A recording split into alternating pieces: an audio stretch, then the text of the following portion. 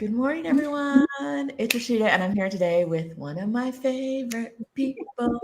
Favorite. We could do this all day. I'm Yes. here with Rayven. Rayven is coming to us from Medellin, Colombia this morning. Yay. Wait, did you find the minute you're frozen on my screen? I was like, the minute we get started, the minute you're good now. You're Okay. nope. I don't know what's going on now. I don't know. It's probably fine for everybody else. Yeah. Okay, good morning, everyone. So, Raven is going to tell us about building a life in Medellin, what she did and what she didn't do, and what she wishes she had done differently, and some other things. So, if you have questions about living in Colombia, if you have questions about living in Medellin, if you have questions about Raven's fantabulousness, drop them in the chat. Drop Yes. it in the chat. Okay. Hey, Raven. Hey. Oh my gosh, Sheena, thank you so much for inviting me to your YouTube channel. Oh my God. Okay. Go. Oh, I love what you're doing. All the content you make and that you help women like us break free and see that they have other options for living the life that they really want. And so I just love the work that you do and just thank you. Yay. Thank you for being here. I really, really appreciate it. Yay. Okay, Raven, what brought you? Oh, first, let me say hi. My mom was in the chat, and I got to say hi Hey, to my mom. Mom. Uh, Janella's here. Abba's here. Yolanda. Hey. Oh, I Rosanna's see. here. Look at all these lovely ladies. I Look at love all the ladies. They're here. They want to know what's going on. So tell us, why did you decide to move to Medellin? Okay.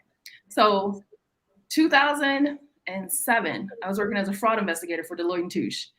And I went over to Germany to do an investigation. And they were like, you can either go home every other weekend or you can go to another country and we'll pay for it for the weekend. And so I went from having no passport to getting a passport and visiting 10 countries in 4 months. And I loved it. And I was like, I want to live overseas. It took me 11 years to make that dream happen because, all types of life happened in between. But then when I finally decided to dream again, quit my job, and go move overseas, I'm like, oh, I'm going back to Europe. It was so amazing. I want to live in Europe. And then I saw a little video by Jabril of Passport Heavy talking about the cost of living in New York versus the cost of living in Medellin, Colombia. Never heard of Medellin before. Didn't know Colombia. I don't watch Narcos. But I was like, oh, I'm going to go there. I don't know anybody, but I'll figure it out. You saw a video and was like, that cost of living sounds good. Right. Bye. Yes, exactly. That's exactly what it was. So I switched to go to Medellin, and that was 2018 in June. And so I came here. I've gotten Facebook groups, of course. Shout out to the Facebook groups, and read questions, asked some questions of my own, and then I landed here. Went to a place where a lot of expats hang out. Met one amazing expat who brought me into like the Black expat community here, and just had all these friends like right away. That was June of 2018. They even threw me a surprise birthday party in August for my birthday. Like that's how quickly the transition happened. And so it was really amazing. And I was here for 9 months then. And so now I'm back now. And I don't know, Medellin just keeps calling me. Like the cost of living, the eternal spring weather, and the people are the nicest. Like those things just keep calling me here. So I'm back again. Okay. All right. So what is your favorite part of it? I think my favorite part is that I can afford all the things that I want to do for my well-being, right? So I can afford to go out with my friends. I get chiropractic adjustments. I get massages. What else? I do Pilates now, which is so amazing. I found an exercise that I like, girl. All right. And I can still live like comfortably. I'm not struggling trying to be like, okay, well, I can afford one thing for my mental health this month or one thing for my physical health. It's like I get to take a holistic approach to all of it. And the food. Okay, number one, the food, the quality of food, I'll say that. Because I'm a big foodie. And as much as I love food in the US, it's not the best. The quality is not healthy for us at all. And of course, I like all the stuff that's the worst for me. So whenever I go out of the country, eating and just walking around, I naturally release weight. And I feel healthier, I become healthier, and I just know it's the quality of food outside of the US and a lot of places it's just better. So that would be definitely, food would be my number one. Yeah, and being able to holistically work on my mental and physical health. Okay, because that's what you came this second round of living in Medellin. That's what you came to Yes, Colombia. All right. exactly. Yeah, I wanted a space where I could approach, because I had some, just like everyone else, I've had some struggles, some relationships fall through with with friends and family. Work stuff was kind of turbulent for a while, and so I was like, I need a place where I can reset, Mm-hmm. and and not have to worry about, like I said, in the States, a lot of times a lot of us, even when we make a lot of money, we're still like just over broke. If we lose a job, as the pandemic showed us, or anything, like it's really bad. And so I was like, I don't want to struggle. I want it to be more ease and flow. And so I came here. Okay. Yeah. All right. And you feel good there? Do you have a good friend group? I do. I have a good friend group. My friends who were here before, some of them are still here, which is awesome. And then I've made even more friends here. I live in a co-living house here, which is, I have my own room with my own bathroom in it. And then we share the kitchen and the living room. So like the common space. And I live with a bunch of 20-year-olds, but they're like so fun, and they work remote as well as I do. And I've gone out and hung out with them. And then I have some Black women who are my friends, and we have a good, strong group of Black women here. And so I'll go out with them. We have a WhatsApp group. We're always sharing resources and encouraging each other. So yeah, I have a good group of friends here. Okay, that's awesome. That's Yeah. awesome. Okay, so first question in the chat is, how are you treated as a Black person in Colombia compared Okay. to life in America? Okay. So what I would say in response to that is, it's different when you're outside of America. You're seen as American versus Black in a lot of countries that I've been to. And so when as soon as I open my mouth, even when I'm speaking my little Espanol, they know I am a foreigner. And so I'm treated differently, right? I'm treated, I don't know, it's the privilege of the American passport, but we are seen favorably in a lot of countries. And so I don't experience, I haven't experienced like any microaggressions or the blatant racism that I've experienced at times in the U.S. There are Afro-Colombians here in Medellin. It's more of a big city with buildings and public transportation and a train system and stuff. Most Afro-Colombians are more on the coast, right, by the water and the heat and all that good stuff. And so for those who are here, I have noticed, and I've talked to some of them because we have a group where the Black expats kind of interact with the Afro-Colombians, and they're more in like a lot of service jobs here versus, more suit and tie, high level positions. And so I can see I can't see the disparity. I haven't seen people getting like blatantly treated badly, but you kind of just know it's more of a class, a class thing, which is a lot of countries outside of America is more of a class thing. And unfortunately, Black folks can a lot of times be at the bottom of those classes. Yes. But I haven't experienced, and I hang out with a lot of Black friends who are unambiguously Black. I know I look, I'm light skinned. I have, I totally know that my experience is going to be different than my unambiguously Black friends, but we all are really treated well. And Colombian people are really nice. That is what I've heard from lots of expats, no matter what their race is. They go to other countries and they come here and they come back here, and the people here are just really, really nice people. So if they got issues with you, maybe they just ain't showing it. They're very non-confrontational, very much like nice people. Okay. So you mentioned that like you get that American privilege once they hear you talk, but before they hear you talk, do they ever assume you're from a different non-American country? Like is there a country that people think you're from a lot? No, actually they'll start speaking Spanish to me a lot. So I'm sorry. They'll start speaking Spanish to me a lot, like very rapid. So I kind of have that thing where, when I'm in Egypt, they think I'm Egyptian. When I'm here, they kind of think I'm Colombian, especially because of the hair. They love, they love my hair here, my wig. They love it here. And, but yeah, so I haven't experienced that. I would definitely need to talk to some of my girlfriends to see, how they're treated before they open their mouths. But I kind of feel like,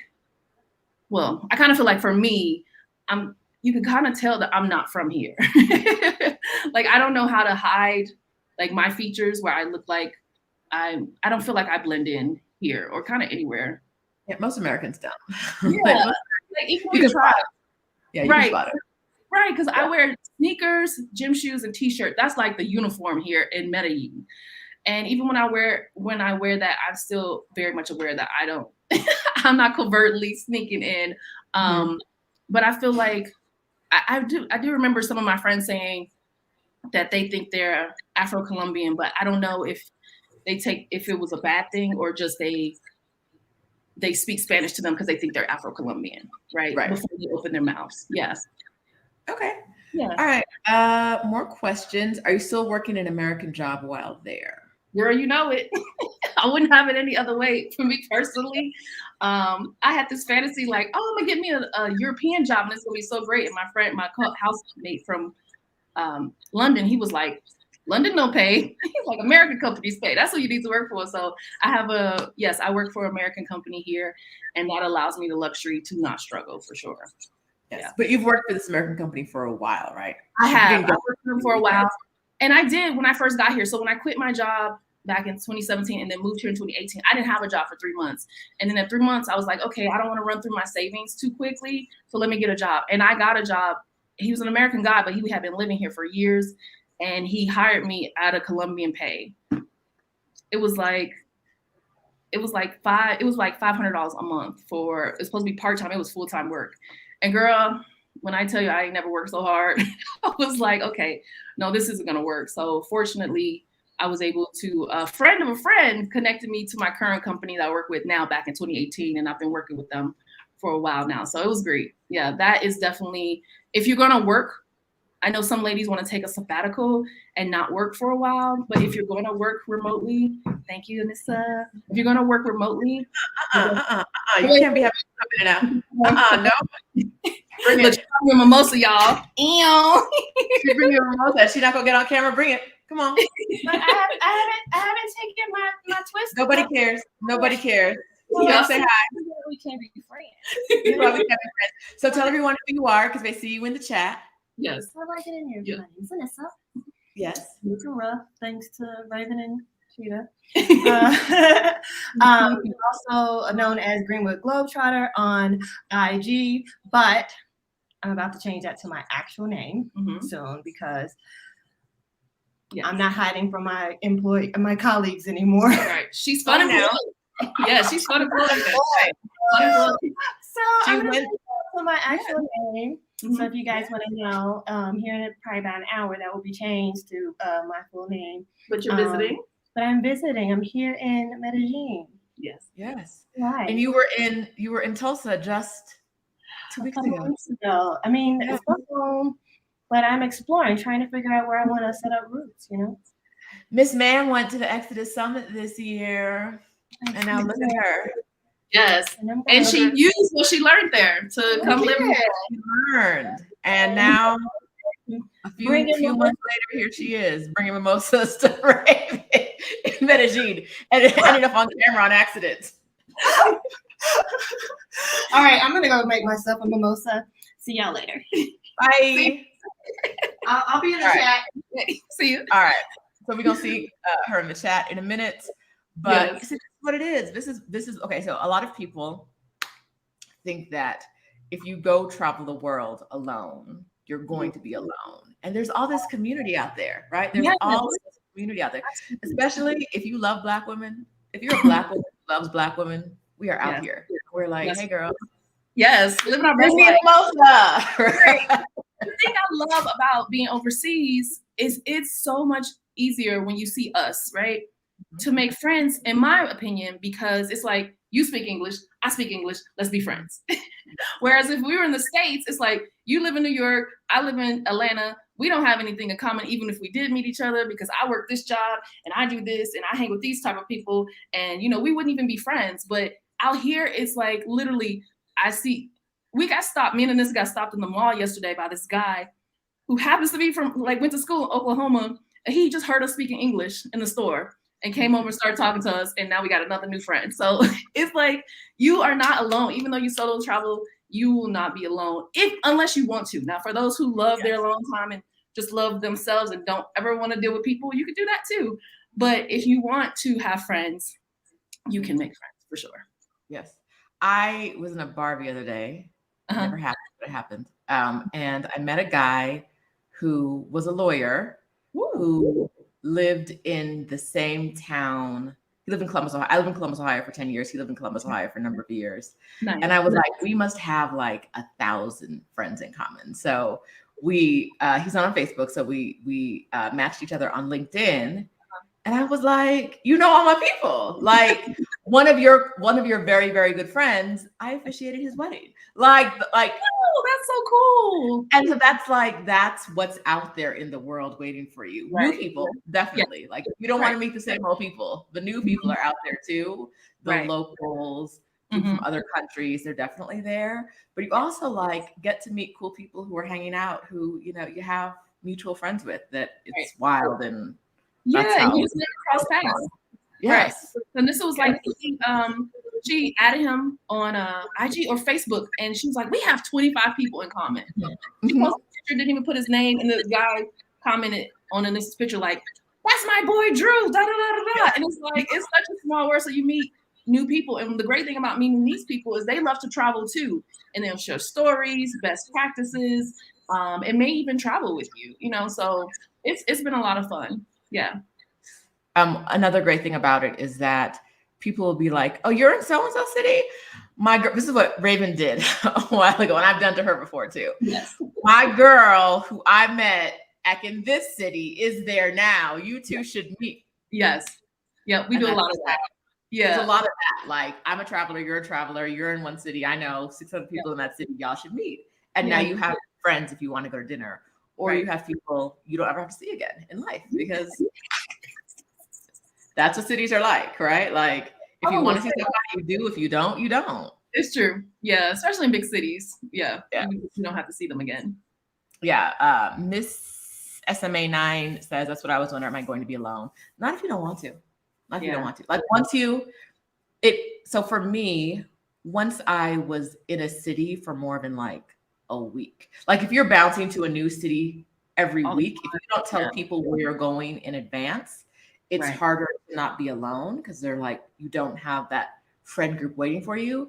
But if you plan on being in a city for 3 months, somebody's going to be like, oh, I know my cousin was there. She had other friends. Let me see if I can introduce you. Like, somebody's going to do that. It's the nature of the beast. If your people, you start getting into these groups of like travelers.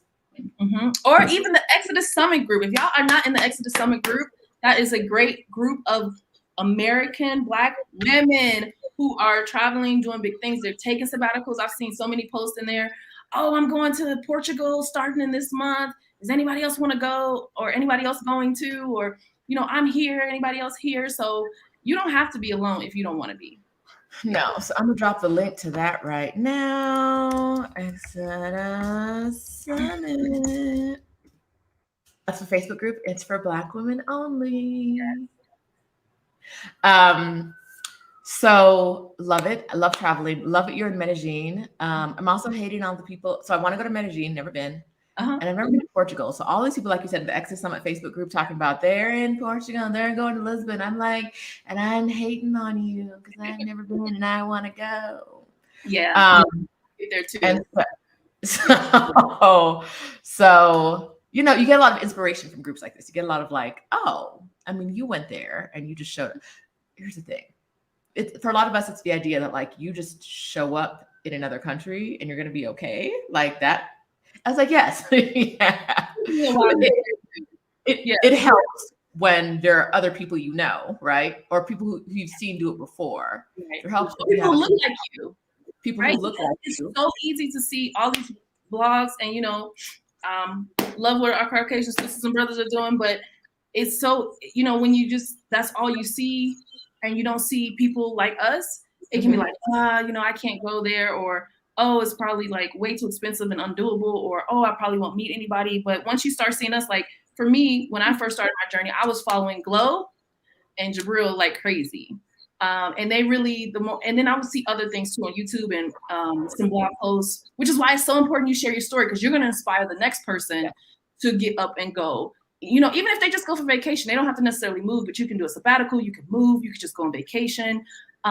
You can just go do an exploratory mission like Anissa's is doing right now. So when you share your stories, when you share your posts, And as you look at other people's stories and posts, and Sheeta's YouTube channel and things like that, Stephanie's, it gives you the confidence and the courage to like, okay, I'm gonna go and I'm gonna be okay.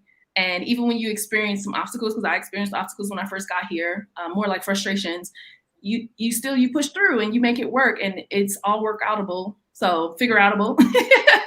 And yeah, absolutely. All right, let's talk about those obstacles, if you don't mind. Absolutely. What were the obstacles you faced?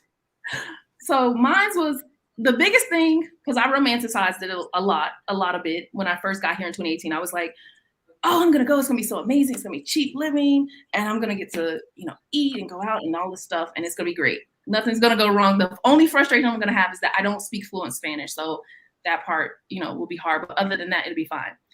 What I did not take into account is like, there's a lot of other things that can't go wrong.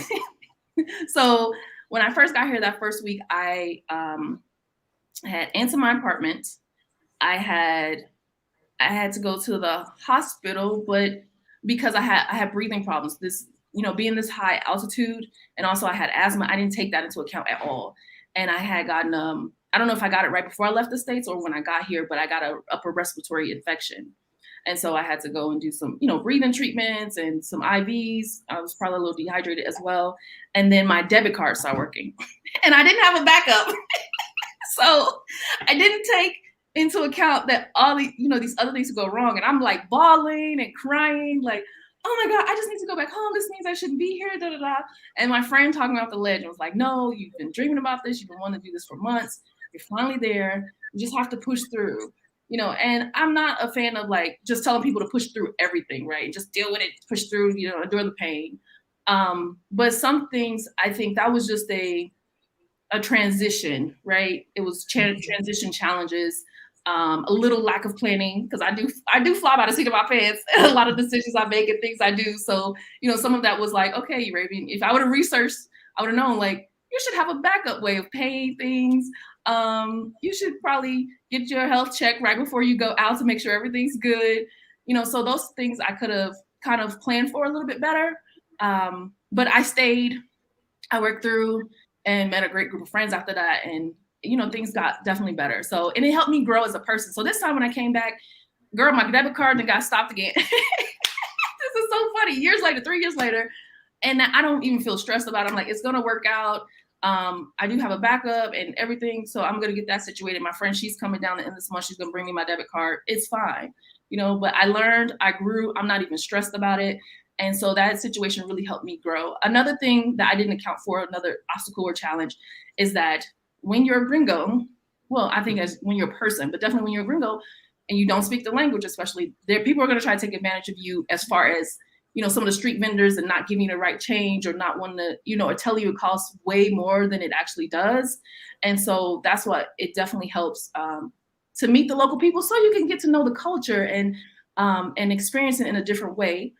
But also so you can look out for those things, because they'll tell you like, no, it should only cost this much or whatever. And I understand paying gringo tax, which means I'm gonna pay a little bit more because I'm a foreigner.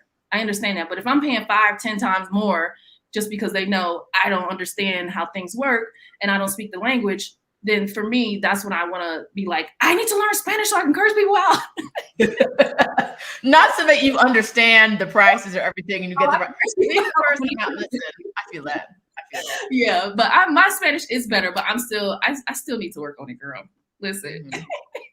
Yes. But yeah, those are some of the obstacles that I encountered. I haven't had anything with the policia, which has been great. The policia here are really chill. Like I spent a little time in Mexico in Playa del Carmen, and I felt like the police there were definitely way more in your face and, you know, really just trying to take money from you because of this was during the time of the all the lockdowns of Panorama. So they were like hitting people up to take money from them. But the policia never bothered me here, never stop. And they're around, but they never stop me or my friends. They never bother us. So don't have that challenge, thank God. Good. I was gonna ask. Okay, so your debit card stopped last time, and you were like, "Take me home. I don't want to do it." And now stop this time. You're like, okay. Yeah, it was fine. I'm getting a debit card, right? Yeah, it's fine. Okay, so I think that's what your original reaction is a reaction a lot of people have when something goes wrong. Like this minor or major inconvenience or bad thing happened. So I'm just gonna go home. So right. Right. Yeah. And a lot of times it's just adjusting and recognizing that things are going to go wrong on the road. Just like your debit card would be stopped at home, it can get stopped abroad. It's just maybe working through it's a little bit different, right? And the same thing can happen. It's a little harder to work through, so you learn how to work through. And sometimes it's not that you need to go home. Maybe you need to go somewhere else, right? And so maybe it's just figuring out like this city isn't for me, and another city is. Someone commented about one of my videos the other day. She was like, "I'm glad I watched your video so I could figure out that Mexico City would stress me out." Like, and I'm like, no, I made a video about how much I love the city, and she was like, no, it's like I watched a video. I know it's not, and sometimes that's just what it is. Like the cities that work for some of us will not work for other people, right? And so it's figuring out like.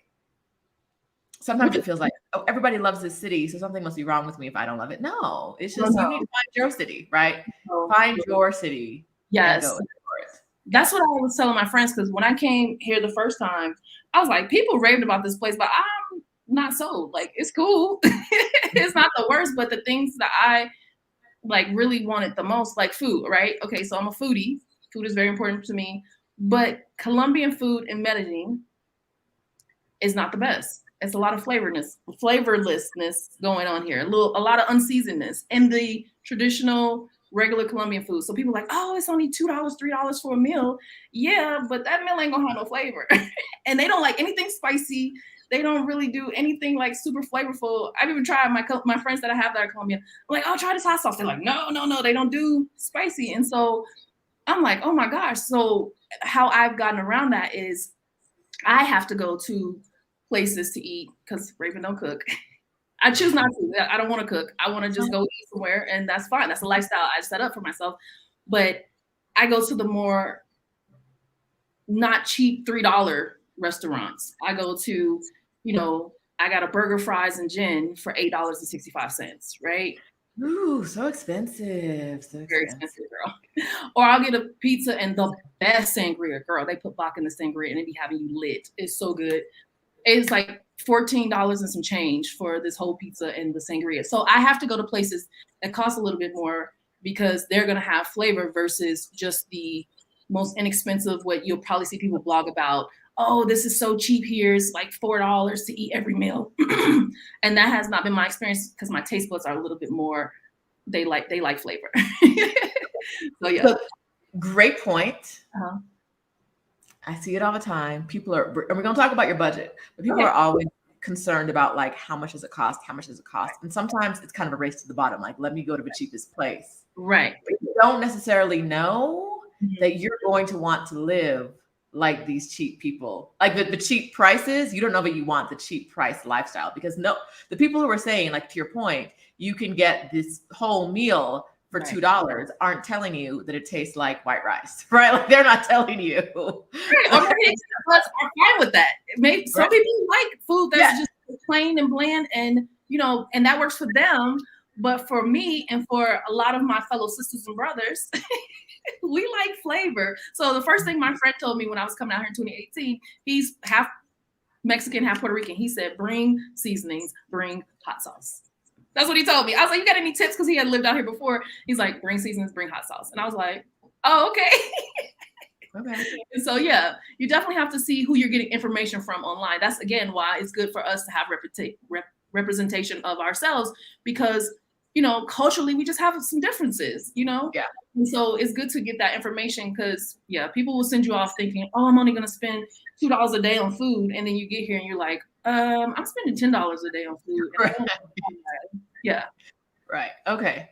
All right. So I'm going to back it up. I got some questions. Okay. Why did your debit card get stopped, if you don't mind sharing? Oh,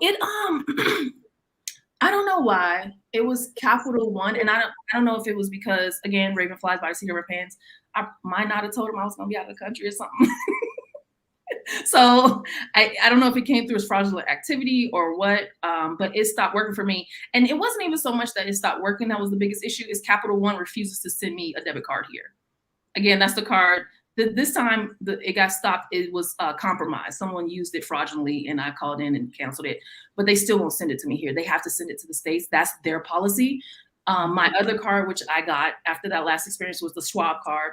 Amazing card. They refund your ATM fees, and they will send the card to you anywhere in the world. Love Charles Schwab. That's my card, right? That's my jam. After I got robbed in Vietnam, no, they sent me a card. Yeah. So Charles Schwab has your back. Yeah. You ain't got no money? Cool, we got you. You're gonna get this card. Yes. So yeah, that was the biggest frustration with that situation, was not that my card stopped working, but that they would not send it to me here. And I'm like, I'm not going home. I'm not set to go home for like 6 months. I had just gotten here. So I'm like, how am I supposed to get the card? And yeah, I had to fight with them. I think how I ended up resolving that time, I can't remember, it's like 2018, but I think I escalated. So I got to a manager and I'm like, look, I'm not going to be home. You sending it there. So I had to fight them and tussle. And I forced them to send it to me here, but they would not do that regularly. I didn't even fight them this time. I'm like, I got backup. I don't care. We just, it's cool. I'm not stressing myself. Y'all send it to the States. I'll get it eventually. I'm not going to worry about it. So that's why it's good to be, prepared. You got to have multiple ways to pay. And I don't have a credit card. That's just my personal thing. I paid off all my debt and I'm like, I don't want to trap myself again. So I just have debit cards. And that is one of the challenges with debit cards. If something happens, then you could be without money temporarily. And so it's good to have backups. Is Medellin a cash community? Like, is cash king in Medellin? Is it? Yeah, it's like, I would say it's predominantly cash. I can't pay for a lot of things with my credit cards. I mean, my debit card or your credit card, debit card.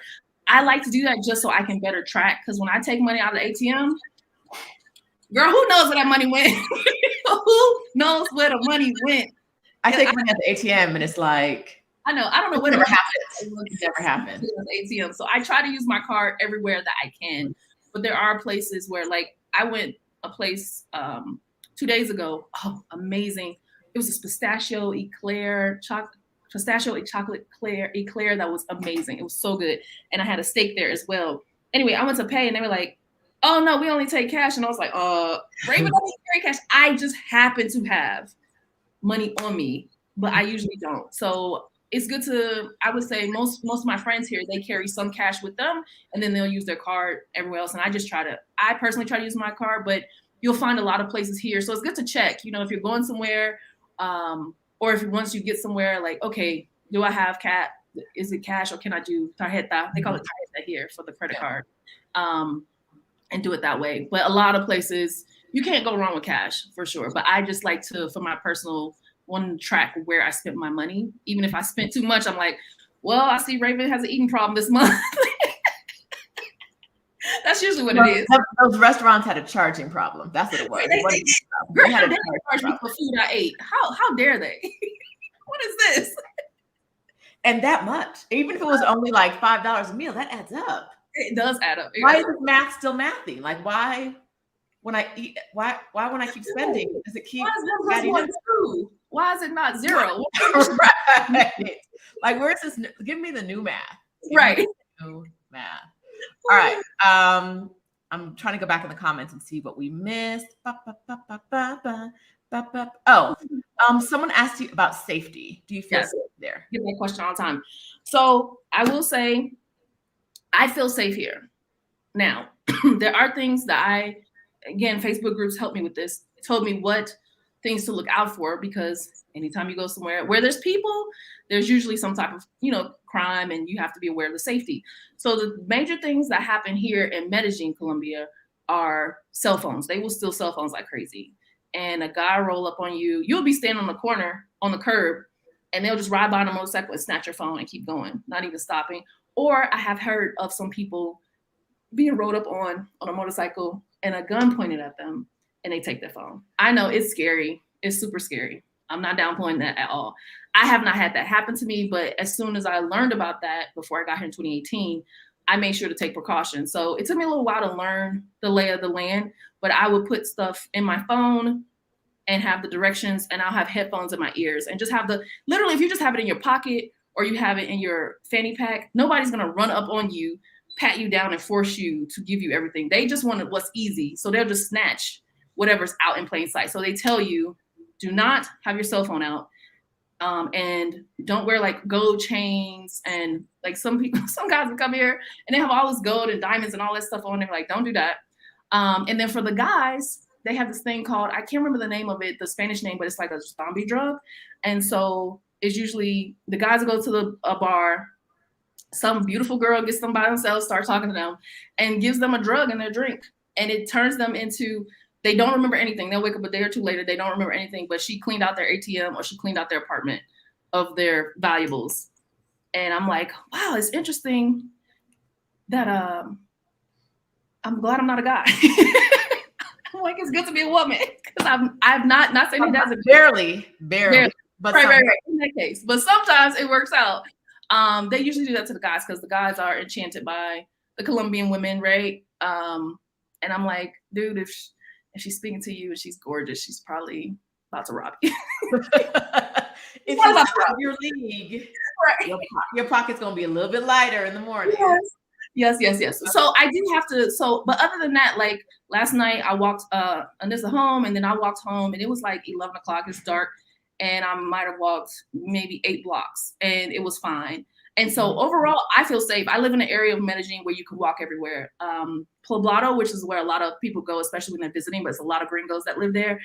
It's a lot of hills because Medellin is in the valley of mountains. So it's mountains everywhere, and it's not walkable. You have to Uber everywhere in Poblado. And so I prefer Laureles so I can walk, go hang out, just, go dancing salsa, and then I can walk home. So I love Laureles for that. But I feel safe here.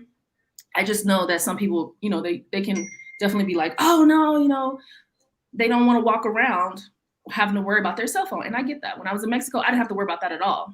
And it felt good, but I just know that's the precaution I have to take, and I just adjust accordingly. Okay. Yeah. I know that people, I hear this a lot. Like I hear this in Mexico City, like, oh, I can't, someone mentioned carrying her Chanel and her Louis Vuitton in and people talk about Mexico City. Oh, I can't wear any jewelry. I can't carry nice purses. And I'm like, you'll be fine. In Mexico City, you're not going to be the only person. Oh yeah, Mexico City block. Right. I think in Poblado you'll be fine too. It's when you go, they have what's called stratas here. So it's like the economic area, every strata is different. So like 7 is the highest, that's Poblado. So it's the most expensive, but it has the best facilities and all that stuff. I haven't heard about this. Yeah. And then 6, I think Laureles is 6 or 7. So Laureles has a good mix of local people and expats. It's mostly locals still here. And so if you go down to like 1, like, oh, I'm about to go check out the hood, because my guy friends here, the black guys, they always want to go check out the hood. I'm like, what am I doing? But they're like, you have to check out the hood. So if you're going to the hood, I would not recommend. If you're going to Strata 1, 2, I would not recommend taking your Chanel and diamonds over there. But in Poblado, where a lot of people have money, like, yeah, it's gonna be like Sheeta said, it's gonna be more normal for sure. So can you, I don't remember, so this is for me too. Can you explain how the impact of like being in different stratas, what that like really means when you're living there? I think for me, I'm from Chicago. Right. So it's always funny to me when people talk about, oh, don't go to Colombia, it's dangerous. I'm like, do y'all know where we from? Do y'all know where we live? We live in Chicago. Like, really? And so I don't go to people's hoods that I'm not familiar with. If I'm not with somebody, and I definitely am not fluent in Spanish, but even if I was, even in Chicago, where I'm fluent in English, right? I did not go to certain hoods because I'm not familiar with that area. And I don't really have no reason to be over there. So I just don't go. Mm-hmm. And I think it's the same here.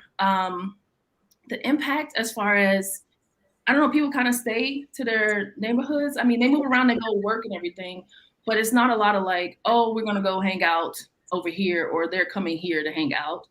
I have gone, like, when you go to Comuna 13, which is Community 13, it's an area that has been, it was really, really, really bad and affected during Pablo Escobar's reign. And they've they've redone it. Oh my gosh, they have escalators to get people up the mountain in that area. They have all this graffiti art, all this artwork. It's beautiful. It's a tourist attraction now, and people go over there all the time in groups to go see it and, you know, indulge in the art and the food there. And it's a really beautiful experience. But again, I personally would not go and just hang out there if I didn't know someone there. Okay. And that's kind of, if you're from a big city in America, that's kind of how, in my mind, that's kind of how it works. At least that's how it worked for me in Chicago. I'm not sure about other cities, but yeah. Okay. All right. But overall, you feel safe. Oh yeah. Overall, I feel safe for sure. Okay. Yeah. And I'm walking by myself a lot of times. I'm a person who goes and does things on my own all the time. I'm not, if I have people who want to go and do something like, you know, cliff jumping or something like that, then I'll invite people. But if nobody goes, I'll still go by myself. And I have not felt unsafe here. I'm just cautious. I look around. I'm also the daughter of a cop, so I do that stuff already naturally. But I just, you know, I'm aware of my surroundings and I, you know, follow the rules and I'm good. Okay. All right. Let's talk about your budget. How much you spend a month, girl? How much you spend in a month to live your flavorful life? Your flavorful life. I told you right before I got on this, I decided to look at my budget because I've been here 4 months now, and I'm like, Rayven, what you been doing? So the budget I made, and if I kept it slim, you could literally do $750 here. Okay. Now, that's me living in a co-living house, right? So if you hear noise and stuff, but I pay $250 for my room, and it's a good size. It has a bathroom in it. The house is beautifully done. I really came up on something lucky here because what else is usually more expensive, definitely. And especially once you get on Airbnb, it's definitely way more expensive, but I lucked out here. And then when I add in my chiropractic, my massages, my therapy, you know, all those good things, it takes my budget up to like maybe $1,250. But Rayven been extra on the eating. And so doing some extra things, like I went glamping in the neighboring rural place, and that cost that's a lucky experience. And so I've spent probably about more like $1,900, $2,000 for the last 4 months. So I've been doing a little. Spend $750, but you spent and that's eating. That's buying your food and cooking it. Okay, and which you're not gonna do. We already know. Right. All right. Yes. But I would say with what I eat, as long as I'm keeping my food and not doing a lot of extra stuff, probably regularly like $1,500. Yeah, because I just don't want to, because I'm focused on, you know, some of my extracurriculars and working, that I just don't have the time or the wanting to cook and wash dishes. So I choose not to. Yeah, I choose not to. So. Yay. I love it. I love that you have a life okay. We hear from people a lot is like, I want to move to this place because it's cheap, right? Mm-hmm. And then they are trying to be as cheap as possible in the place. Right. And so you going to Colombia as that get your shit together time, right? And spending the money on the things that make you happy, like that Pilates. I saw you on the box with the thing and the thing. I saw you, girl. I saw you. And the chiropractors and the therapy and all of those things that aren't in the bare bones, I'm coming here because it's cheap budget, but this is the life I want to live. Right. It's really inspirational to say hey, you know, Rayven's not just surviving there, she's thriving. Yeah. And it feels good because I literally, with the way that stuff costs in Chicago, especially, I don't know who told Chicago it's New York or LA, but it's really ridiculous, the pricing. And to have all those things fit in my budget would at least be $4,000 a month with the rent there and everything else that I want to do for my own health. And I think a lot of times when we hear, saying a place is so cheap is a great catchy blog post headline and video headline. But you have to think about, how do you want to live? You know, how do you want to live? And even the most a lot of times you'll find that what they consider luxury here is just standard living for us in the States. You know, America has as far as housing options, we're among one of the countries, the top of countries that have really higher level standards of living, as far as just the quality of our homes. Just to start, like I remember when I did some volunteer work in Nicaragua, we built these houses for $5,000 each, but the house literally looked like a garage for a house in America. It was like the same kind of structure and size, and they thought it was a mansion, right? Because for them that was luxury, especially when they lived in such the sweetest people, but they lived in a garbage dump, and they just made a house out of whatever debris they found. So you'll find if you go to other countries, even while Medellin is developed, maybe the $200 for a 2-bedroom or 2-bathroom apartment here is going to be in one of those lower stratas where it's not, it's going to be in an area that's maybe more unsafe for you, or it's going to be, you're going to have to pay more for that in a nice area. Yes. Well, that's the difference. I think you just have to, we have to understand, like, how do you want to live? Like, unless you want to live in a tent and beg for money every day. And some people do that when they backpack through places. They're like, I'm going to live in a hostel that's $8 a night, and I'm going to eat the street food, which is like $2 for 3 tacos. And this is how cheaply you can live in this country. But is that how you want to live? And is that how you want to live long term? I think that's definitely important to know. Yeah. I was in a Facebook group the other day, and someone was asking about the cost of living in Mexico City, and someone said, "Oh, you can easily find an apartment for $350." And Adelia and I were like, "What? Does it have more walls? Like, is it 2 hours outside the city? Right. If it's in the city, is there like good plumbing? Like what?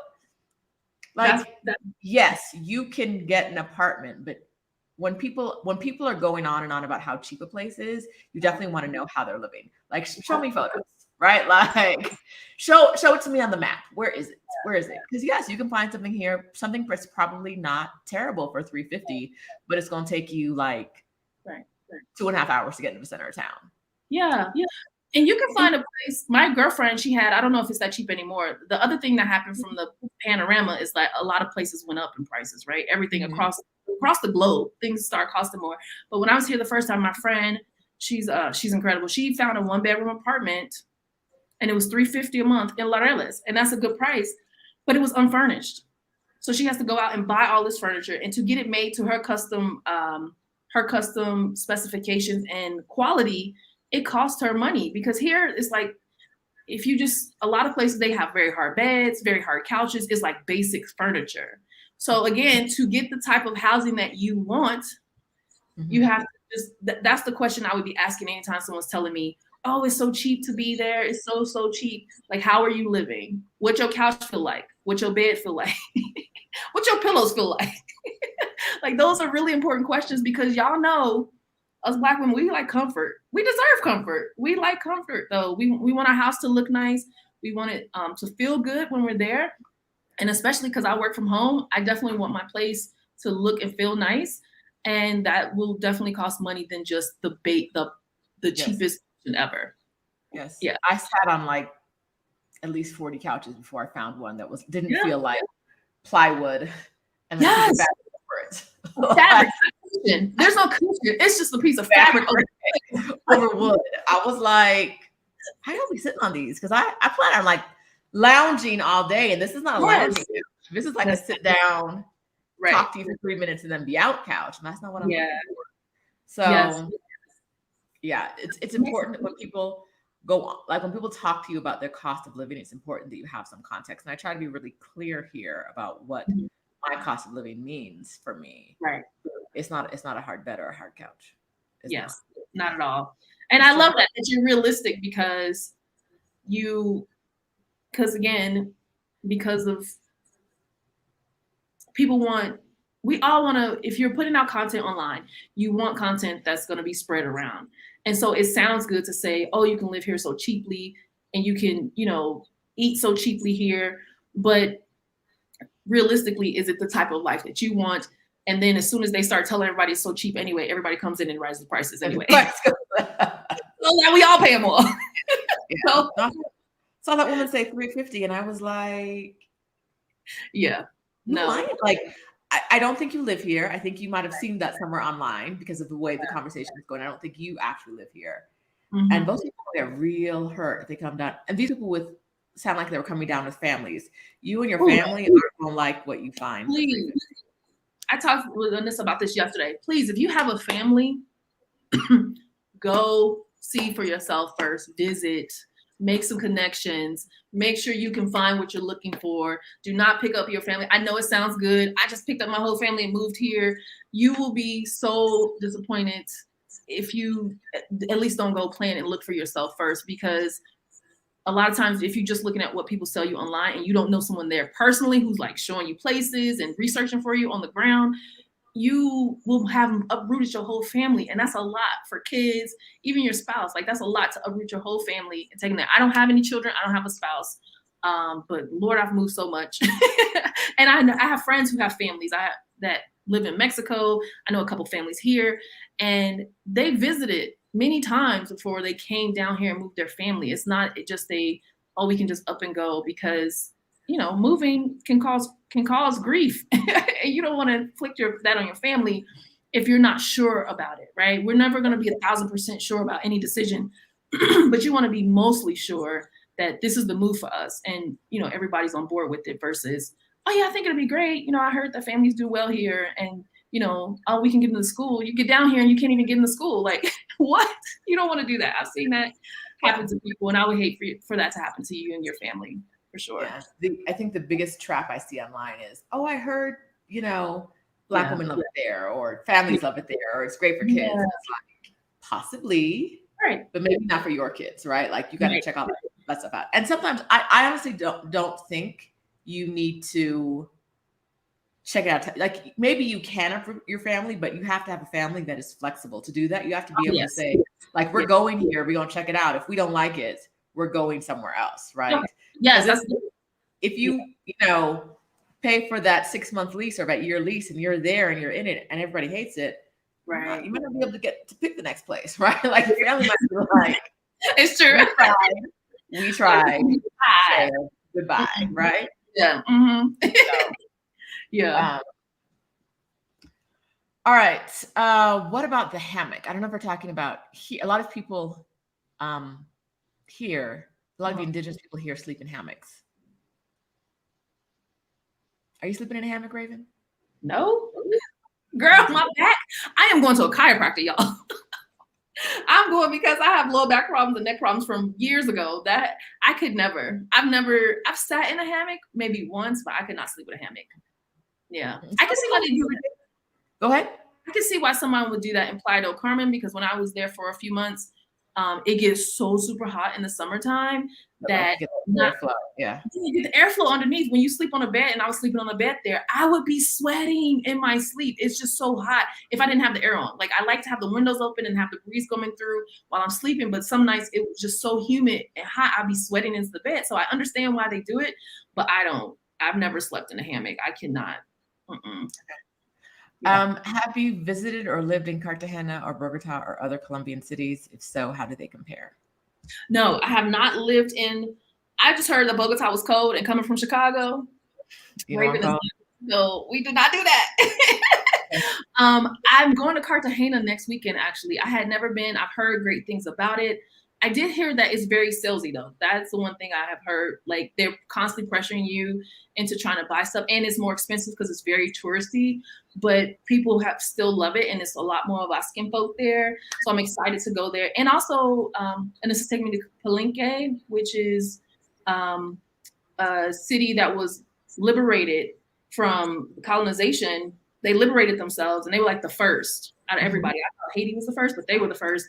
And so going to go and see some history there, and how, they're very tight-knit community. And so I'm excited to go explore that. So I have not lived.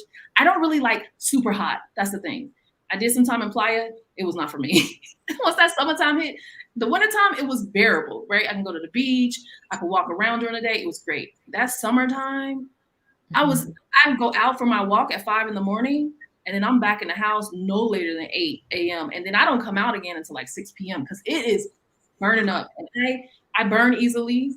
That's where I lack in the melanin department.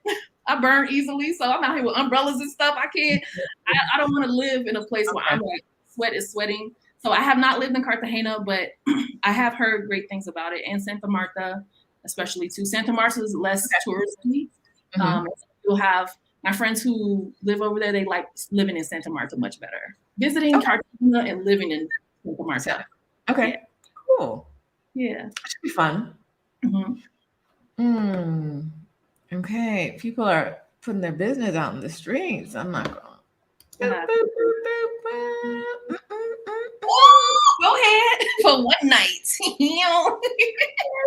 All right. How's the Wi-Fi, tap water, and any electrical outages, transportation, and seasons? That's a lot of questions. All right, Wi-Fi. How's Wi-Fi? Okay. I have been praying that my Wi-Fi hold on for this whole thing, but it can be the cafes have great Wi-Fi, and I think they have a different like satellite. I think they use satellite for the Wi-Fi. If you're living and renting in an Airbnb and they're providing the Wi-Fi for you, then it's usually the cheapest thing that they can get. And depending on what you do for work, like if you do a lot of video calls and things like that, it might not be the best. It might be enough just to work basically online. But if you do a lot of video calls like I do, then you might have to go to a cafe or get a co-working space. So it just depends on where you are. I know Poblado has really good, all over there, they have really good Wi-Fi, because again, that's the top strata. My Wi-Fi here is pretty reliable. It's just sometimes, you know, when everybody's home, because I live in a big house, and when everybody's home, everybody's on. And if I have video calls, it might get spotty. So I'll just take myself over to the cafe and work from there, and it's good. But yeah, all the cafes, and I like working at cafes too. That's how you get out. That's how you meet people. You know, when I want to just work and focus, I'll put my headphones in and I'll be serious looking. Nobody bothers me. But if I want to like, oh, hey, what you working on? And just start a conversation with someone, I can do that as well at the cafes. Okay. All right. Electrical outages. Power. I definitely have more in Mexico. Not really a thing here. I had a couple. I had one here, and it was because they were working on some transformer, and I think somebody cut something out front. So I think somebody was making mistakes. So it can happen. I think that's pretty standard, but it's not regular. I've read about some countries where it's on a normal basis. Again, a lot of areas being the highest strata, that's one of the things. They have better utilities. So my electricity is pretty much on all the time. I don't have like, okay, well from this time of day every Thursday we have power outages. No, it's pretty standard. If the power goes out, which is very rare, it's because something happened. Somebody messed up somewhere. All right. Transportation. What's transportation like? You were on a bus and a train and some other stuff yesterday, right? Yes. So I mostly like to stay in my little hood, because that's what I like to do. But when I go to Poblado, because they do have some good food places, and I have friends who live there, our beautiful Black women are spread out in different areas of the city. So when we go and have our meetups and stuff, you can take an Uber, or I can walk to the train from here, or take a bus from here and get on the train and take the train over. I mostly like to take Ubers because they're very cheap, and it's like pick me up at the door, drop me off at the door. It's just very easy. So I think me and Alyssa went out last night, and it was $1.87 to go. We were in the car for a while. So it's so inexpensive. That's just, again, how I choose to do things. If you want to take the train and the bus, it's really cheap. It's like 50 cents, 75 cents for a ride on the train. Yeah, so it's really cheap. And their train system is really nice. Like they have police or just the security people, and they walk around. If they see you with your feet on stuff, they're like, get your feet down. Like they keep it nice. They're very proud of their train system, and it's a really nice train system. It takes you. It's kind of similar to Chicago. It has all these different colored lines, or even New York, all these different colored lines, and it takes you across the city. And so it's nice that way. It's a good way to sightsee too, if you just want to get on it and watch the different neighborhoods roll by, watch the water roll by, watch the mountaintops roll by. I would definitely recommend it for that. They also have cable cars here, which are very exciting. So like, kind of like a ski lift, you know how a ski lift goes, but these are enclosed cable cars, and they go up to the top of the mountains. And you can go visit neighborhoods up there to make it easier. Yeah, but and those are fun to ride as well. But I mostly, when I do go out of my little hood, I take a Uber because it's really easy. Okay. Oh, Uber might be illegal here. It goes back and forth between being legal and illegal. There's other ones. Didi, I don't want to just tell you all the illegal stuff. Didi is one, and InDrive is another one. But so just ride sharing. Okay. And Uber sometimes legal, sometimes it's not. So just in case, I want to cover my bases. Yeah. Let's see. And the last question we had was, seasons. Are there rainy seasons there? Yes. There used to be rainy seasons. I honestly feel like with global warming, some people don't believe in it, some people do, but I feel like it's been way more rain here this year than it was when I was here before. And so I think before, the rainy season used to be like in September and October, and then maybe in the summertime, but it's been raining here. The good thing about it is it'll typically rain for 5-10 minutes and then it'll be over, or it'll rain overnight and it'll be over.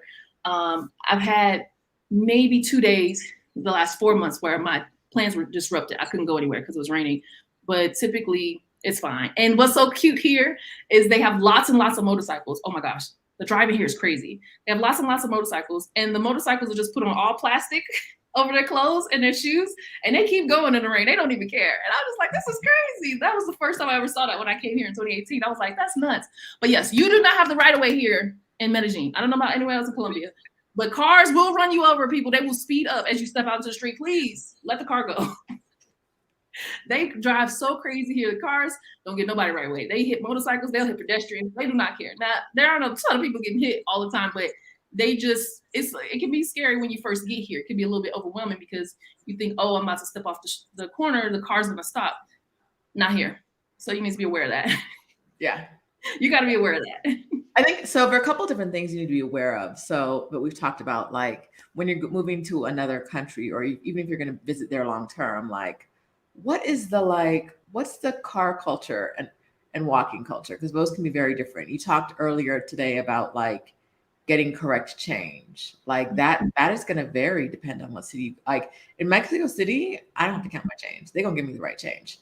Like they're probably going to charge me way more. Okay. But every time I'm counting my change, it's always right. The change from the transaction, right? Mm-hmm. I have, in my experience, I've always gotten the right change. Yeah. But the price is the price is just whatever. Right. But the change is right. So when you're thinking about moving abroad, there are things that I don't want in certain cities, in the city I moved to, or the city I spend a lot of time in.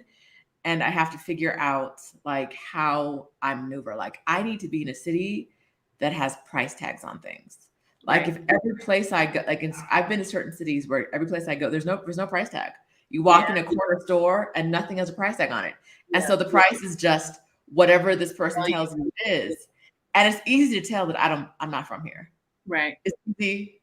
I mean, South Africa was the only place where they were like, let me give you this Zulu and see what happens. And I'm like, I got. Yeah. I'm sorry. But in most places, like even going to markets, I want your thing to have a number on it. So I know that for me, that's important. That like culture of like, there are price tags. We believe in price tags here. It's not just whatever we tell you when you walk up. Cause I feel like I always lose that game. Right. Always. Yeah. That was my experience in Ghana. Ghana didn't have price tags. Now this was 2007 or 2009. They didn't have price tags on anything back then in the crowd. I was just like, and you had to negotiate every time I got in a cab, and that got frustrating. Oh my gosh. But the taxis here, they do have taxis. They're just a little bit more usually than the ride sharing apps. So I tend to take those. And again, tracking my money, right? If I take a cab, I have to pay with cash. The taxis are cash, but they do have a box. So we see, I've been to cities where they didn't have, and I'm just like, so how much is it? And they're like, oh, I'll tell you when you get there. And then it's some ridiculous price, right? And that's just too much. So I've been in cities where they're like, we're not going to turn it on. And I'm like, you going to tell me the price up front, or we going to turn it on? It's one or the other. What's it going to be? Exactly. I can't. I was in one place and I was trying to get a bottle of water. And the man was like, well, how much you want to pay for it? And I was like, I'm not negotiating free water. Right. Like, I just like, don't have the capacity. It's exhausting. It gets very exhausting. It gets very exhausting. Everything. So no, this place definitely, Medellin definitely has prices on everything. Yeah. Maybe some little markets or some little stands that you come across might not have stands, but even the markets, the big markets usually have like open air markets where you can get food and flowers and like everything you ever didn't even know you wanted. Those usually have price tags on everything. So it's, someone's selling something on the side of the road or something like that. Those might not have price tags per se. But like you have stores, you have actual corner stores that absolutely. have Grocery stores, some version of a 7-Eleven on the corner, but I can't get it has a price. Please. Absolutely. Yes. It's like I don't mind negotiating every once in a while going to market. I got my earrings at the market yesterday. Wait. With Asia. Oh, that's so pretty. It's like best friends? No, it's like a in Mexican, a Mixteca. I don't know if it's a god or what. But wow, that's so see the skull. Yeah, so excited about those. Yeah. There was a price on them, right? So I know if we're negotiating, right? And we were, because the price was higher than I wanted it to be. Like I know what the starting point is. You're not just making up, not like. But even like sometimes going to the flower market here, there's no prices on everything. But if you selling red roses and you selling red roses and you selling red roses, I can figure out what the price is, right? But if I also don't need to go to the flower market, but when I go to the grocery store and things like that, and it's just how much are these apples, whatever the person at the desk tells, I don't want to. That feels like too much work for me. Too much work. Too much work. Too much work for sure. I don't want to. And it's not just the price. It's been negotiating. It's feeling like you're always being taken advantage of. And I'm not someone who goes abroad and thinks that like everybody is trying to take advantage of Americans, because I know there are people who think that. I don't think that's true. I don't think that everywhere you go, people are trying to take advantage of Americans. But I think that there are some cities that are more prone to that than others. And that's why I'm like, if y'all ain't got price tags on like basic things. Basic things in like, I can't. Definitely touristy places are more prone to try to take advantage of tourists. Then it doesn't matter what country you're from. You're not from here, we taking advantage. And because they have this notion that everybody from other countries has all this money. And that's not necessarily the case. Like I was in Poblado yesterday. Somehow I lost my rapid charging cable for my iPhone, and I thought I was gonna die because I had this old cable that's not rapid.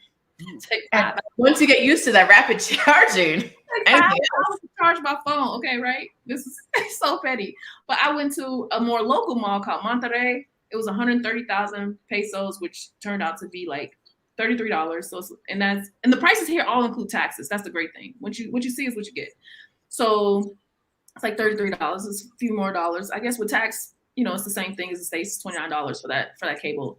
But when I was in Poblado, it was 189,000 on the shelf. So it was considerably more. It's probably like 190, 200, almost 50. It was like 40 something dollars. And again, so Poblado in that mall, which is a very expensive mall, I'm like, how are people buying stuff up in here? But there are some people who have money. And in Poblado, I was like, oh, I'm so glad I got it in Monterrey, because if I would have waited until we got over here to Poblado, I would have been like crying about the $40 I had to pay for a cable. And electronics do cost a lot here. I know they cost, or at least implied they cost a lot more than they did in America. Same here. I went to look at a MacBook, and the basic model of the new ones, it was $800 more than I would pay in the States. And I was like, so Rayven will fly a friend down here and bring a laptop. And it costs way less than buying it here. So yeah, that is something you have to be aware of as well. If you love electronics or you need electronics for work, bring your stuff with you or pay more. Yeah. I bought mine before Exodus. Had to buy a new computer because my old computer was not cutting it. Yeah. And I was like, these numbers though, like I know it includes tax. The guy at the Apple store was like, but it's only like 25% more than you would pay in the US. And I'm like, when we're talking about a computer, right? It's that's right. That's not a penny. That's not like 30 cents. Not at all. Only like 25% more. And I was like, I don't know what you. There was also another guy at the Apple store who was like, he told me a number, and I was like, he said, but that's in pesos. I said, but pesos are real money, right? Like that negates it because it's currency. It's not monopoly. Like pesos are real. Like I knew the number was pesos. Right. That's still real money that I need to give you to do this transaction. Yes, that is money still leaving my bank account, sir. Right. I need to understand. But just because it's in a different currency doesn't mean that like I'm not gonna feel the hit. Yeah. In the Apple store, like I'm gonna feel this hit. Thank you. Right. 25% becomes on a $2,000 computer become $500. What we doing? Make the math, sir, the math ain't mathing. We're not doing this. It's only like 25% more. And I was like, no. So I get you just a little bit. Right. Yeah. How long do you plan to stay in Medellin? So I'm going to be here. This is the part that gets tricky too. You got to know about visas, right? So Medellin gives you 3 months when you come in, or Colombia gives you 3 months when you come into the country. And you can extend online, very easy process, like $30 to extend for another 3 months. Okay. And then, so you have 6 months in a calendar year. Okay. So then you have to leave and you have until the next year. So if you come in January, you have to leave in June, and then you can't come back this is a tourist visa until the next following calendar year. If you want to stay longer, there's like marriage visa, business visa, which is a lot of money, real estate visa, buying, that's a lot of money. The only one closest is a Spanish language learning visa, where you can get a year. Okay. You have to go in Spanish school, and you do have to meet them, like, I think it's 10 hours weekly that you have to study, like 10 classes or something. And so they have the universities programs are approved, and they only have one language school. They have tons of Spanish language schools here, but only one is approved to give you a visa. And literally everybody just goes there for a visa. Because I was like, how much is your Spanish program? And they're like, you want a visa? Because the first thing they asked, we only pay $800 for the year of Spanish classes just so we get a visa. Okay. So that's what is, as long as I can get that, then I'll be here. So my current visa is up in April, and then I'm going to going to Tanzania for a couple weeks, and then I'll come back, and then I'll apply for the student visa, and hopefully if I get that, I'll be here for another year. Because I like the routine that I'm starting up. So, the Pilates and the massages, girl, found this bomb masseuse, $35 for a full hour deep tissue massage. Amazing. So incredible. I'm like, massage every week. Thank you. So I want to, keep my routine going and everything. But yeah, that's my plan. Longer term, I'm not sure. And that's the tricky part with moving to another country, is working out the visa situation. Right. Yeah. Which is important because you don't want to get deported. Being able to come back into the country either. You want to make sure, people tell you all the time, oh, just overstayed. I met this guy yesterday. He's overstayed by 9 months now. And I was just like, but he's Chad, so Chad can get away with some things. But I'm like, I'm not gonna take the risk that you get fined when you leave, and they could ban you. Mm-hmm. They could ban you if you want. You can't come back for 5 years. You can't come back for 10 years. And I just wouldn't risk it. Try follow the rules, follow the visa rules, but do your best to try to get a visa that works for you. Yeah. So what about this marriage visa? What are we talking about? I told my friend Juan, he's amazing. He's so incredible. I was like, Juan, I'm gonna need to marry you because I want to get this Colombian visa. And he's like, sure. I was like, well, what's your girlfriend gonna say? He's like, she'll be fine. Okay. So you're breaking up happy homes. I hear this. But what else about your love life? What can we say? Okay. So no, I did not come here for the dating. However, I have girlfriends who date, and from my experience, what I first noticed when I got back here in 2018 was I'm not attracted to Colombian guys. They just, if I see a guy who's cute, 9.9 times out of 10, he's Venezuelan, because there's a lot of Venezuelan people here. And for the dating apps and all that, a lot of the expats that are here, expat men, are here for Colombian women. They came in specifically because, they heard the women are, submissive, and they're catered to you, and you don't need a lot of money, So that's the thing. So for my sisters who are manifesting sisters and who like, I can get a man wherever I am in the world, go off, sis. But for us,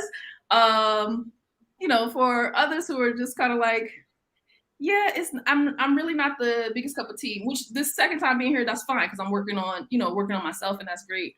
But yeah, the dating can be a challenge here, I would say. And especially for the Colombian men or Venezuelan men, Spanish-speaking men, if you don't know Spanish, it's really hard, because when I was in Playa, I can get away with speaking a lot of English because they knew a lot of English there. It's a touristy town. Here in Medellin, I say Poblado, they know some English, but most of them, they do not speak English here. They do not. So you would be hard-pressed trying to be in a whole relationship with somebody, at least get it started, right? I always hear dating a Spanish speaker will help you learn Spanish quicker, which, you know, I've seen happen, but it's the point of getting to in the relationship that can be, that can be a challenge. Also, the culture for dating here is there's this, what's it called? There's a saying in Spanish. I can't remember the exact Spanish wording for it, but it's like, best of luck to the four of you, because the guys, you have a relationship and the guy, Colombian guy, like has a girl on the side and the Colombian woman has a guy on the side. So it's like, best luck to the four of you. And I'm just like, I don't want no parts of that. I don't want no community. So, a lot of people. Don't do in a pandemic, that's a lot of people. Yeah. So I'm like, just import your man, sis, is what I'm gonna say. Import your man. That's my recommendation. I mean, you can come out here and try it. I tell everybody to try everything. Like, you know, if it's Medellin for you, come see, you know, or, you know, it's dating out here for you, come see. But if you find like, okay, this ain't really my seat, import your man. Import your man. That'll be my recommendation. All right. We heard it here first. Import your man, because 4 and 4 and 4. Girl, I'm just like, what we doing? It's not like everybody got COVID to me, but that's just I can't. Yeah, I'm not. Okay, there was another good question. Oh, black hair salons. I saw that Sharita got her wig done the other day. She had her hair. Yeah. So we do have some, because we have Afro-Colombians here. So we do have 3 really good ones that I always recommend to people when they ask. So the girl I had faux locks here before. They were really nice. Yeah. And Linda, she just set up her own shop. She's so cute. She's this little tiny little Afro-Colombian woman, and she's amazing. She makes wigs from scratch. She does sew-ins. She does twists, braids, faux locks, everything. Shelly, African hair. She does really fancy cornrows and all these designs. It's amazing. And she does twists. Okay. So cornrows are like extensions, like really nice, beautiful designs. You got too many, we got not enough. So you need to send some of these people to Mexico City. Yes. And then this girl, Joanna, she does silk presses, right? Get your hair straight, get it laid. And so, yeah, so those are the 3 that I know of. I'm sure there's more, but those are the 3 that I know of and that I recommend, because I've gotten my hair done by Linda, and I've had lots of friends get their hair done by Shelly and Joanna. So yeah, you can't get your hair done here. They're not going to have readily available all of the products that you will want. So you definitely want to bring product. If there's like specialty products that you use for your hair, bring them with you, sis. Okay. Yeah. All right. So bring your man, bring your hair products, bring your spices. Yes. Anything else we got to bring with us when we go to Medellin? Open mind. And I say that for everywhere. You just want to have an open mind, because it's a different culture. There'll be things that you might not know are different until you experience it. So you definitely want to bring an open mind that it's not America. I see a lot of Americans come here and they're like, well, why don't you speak English to me? Or why don't you do it this way? Or da-da-da. And I'm like, we're in someone else's country. They have their way of doing it. Just because we're used to doing it our way doesn't mean that's the only way, right? So keeping an open mind. Oh, bring patience. Colombia time is real. Colombia time is real. So if you try to start stuff on time, most likely it's not gonna happen. People show up late all the time, and that's the normal. They're like, oh, 2 hours late. How you doing? What's up? What's wrong? Like living here, I don't believe in time anymore. Yeah, what is time? Time is just man-made construct. What is time? When I'm meeting friends, it's not like I will be there at this time. It's like I hope to be there this time. Right. But I gotta get on the road, and there's traffic, and who knows? Listen, these Uber drivers be taking a nap on the side of the road on the way to come get you. I don't know what they're doing, girl. Yesterday, one was 2 minutes away, and then he was 4 minutes away, and then he was 9 minutes away, and then he was 11 minutes away. And I was like, you know what? Let's just get another driver, because what are you doing? And that's why I can't be in a rush. I can't be in a rush to go anywhere. Yeah, because I'm gonna get there. Yes. When I get there, like it is what it is. He was 2 minutes away. Now he's 11. I don't know. So yeah, things happen when they happen. Appointments happen when they happen. It just, you gotta learn. People who haven't learned to deal with that yet have problems. Have you ever, a while ago, Adelia and I went to go take a tour, and we could see other people in the area who were waiting. We figured we're waiting for the same tour guide. And we're just sitting there talking. We see the little taco lady. So we go get some tacos. We out here chilling. And the other people are like, where is he? Where's the tour guide? What's going on? And we were like, he's only like 10 minutes late, y'all. Like, he has our numbers. If he hasn't said he's not gonna make it, he'll be here at some time before his tour is over. Like, it's so true. They were all like, we live here. They were all visiting from other places, and they're not used to the idea that like things happen when they happen, and that's how it works. You got to let that go. And I feel like that's maybe this side of the Spanish-speaking world thing. Like, people aren't. Not that I've been to every Spanish-speaking country on this side of the globe, but I've been to a few, and I feel like that's kind of the norm. They're gonna be late, and so you have your phone, and your phone is charged, and you have a book, or you have something, and just they get there when they get there. But if you're frustrating yourself, like they should be here, and you will work yourself up, and you will not have a good time at all. So it's not like, baby, they don't come. He's. I bet you he's on a train that is just taking longer, or like outside of my apartment, there's a bus that Google says should be there every 8 minutes. It's every 16 minutes, 2 buses come, like back to back. Every 16, 20 minutes, 2 buses come exactly back to back. Like, am I gonna get mad at the bus driver? No, like, it's whatever. Yeah, it does help when you don't have to be somewhere. So I was having this conversation this week. Like, if I had to be at a job at a certain time, I'd be late every day. And I think, I don't know that the response would be the same as it would be in America, where like, you're late to work. I think the response might be like, okay, but you're here. But it is an easier life when you don't have to like. Right. If I tell my friends I'm gonna meet them at 2 when I show up at 2:20, they're gonna be like, okay, right? Like, no one's freaking out. No one considers it disrespectful because it's like 1,000 things that could have happened. And time just doesn't work the same. Time doesn't work the same way in these countries. But people who are not used to it, you see them getting stressed and worked up, and it's like, don't do that to yourself. Don't raise your blood pressure. I will say that one thing I like, I don't feel stressed here, right? So I think, because people are like, oh, well, you got to worry about this and worry about this. You got to import a man and bring spices and da-da-da. Why would I want to live there? But I don't feel stressed here. Mm-hmm. And so, I don't know. I don't know if it's just living outside of America. But the everyday culture of hustle, go. You can sleep when you die. I don't feel that here.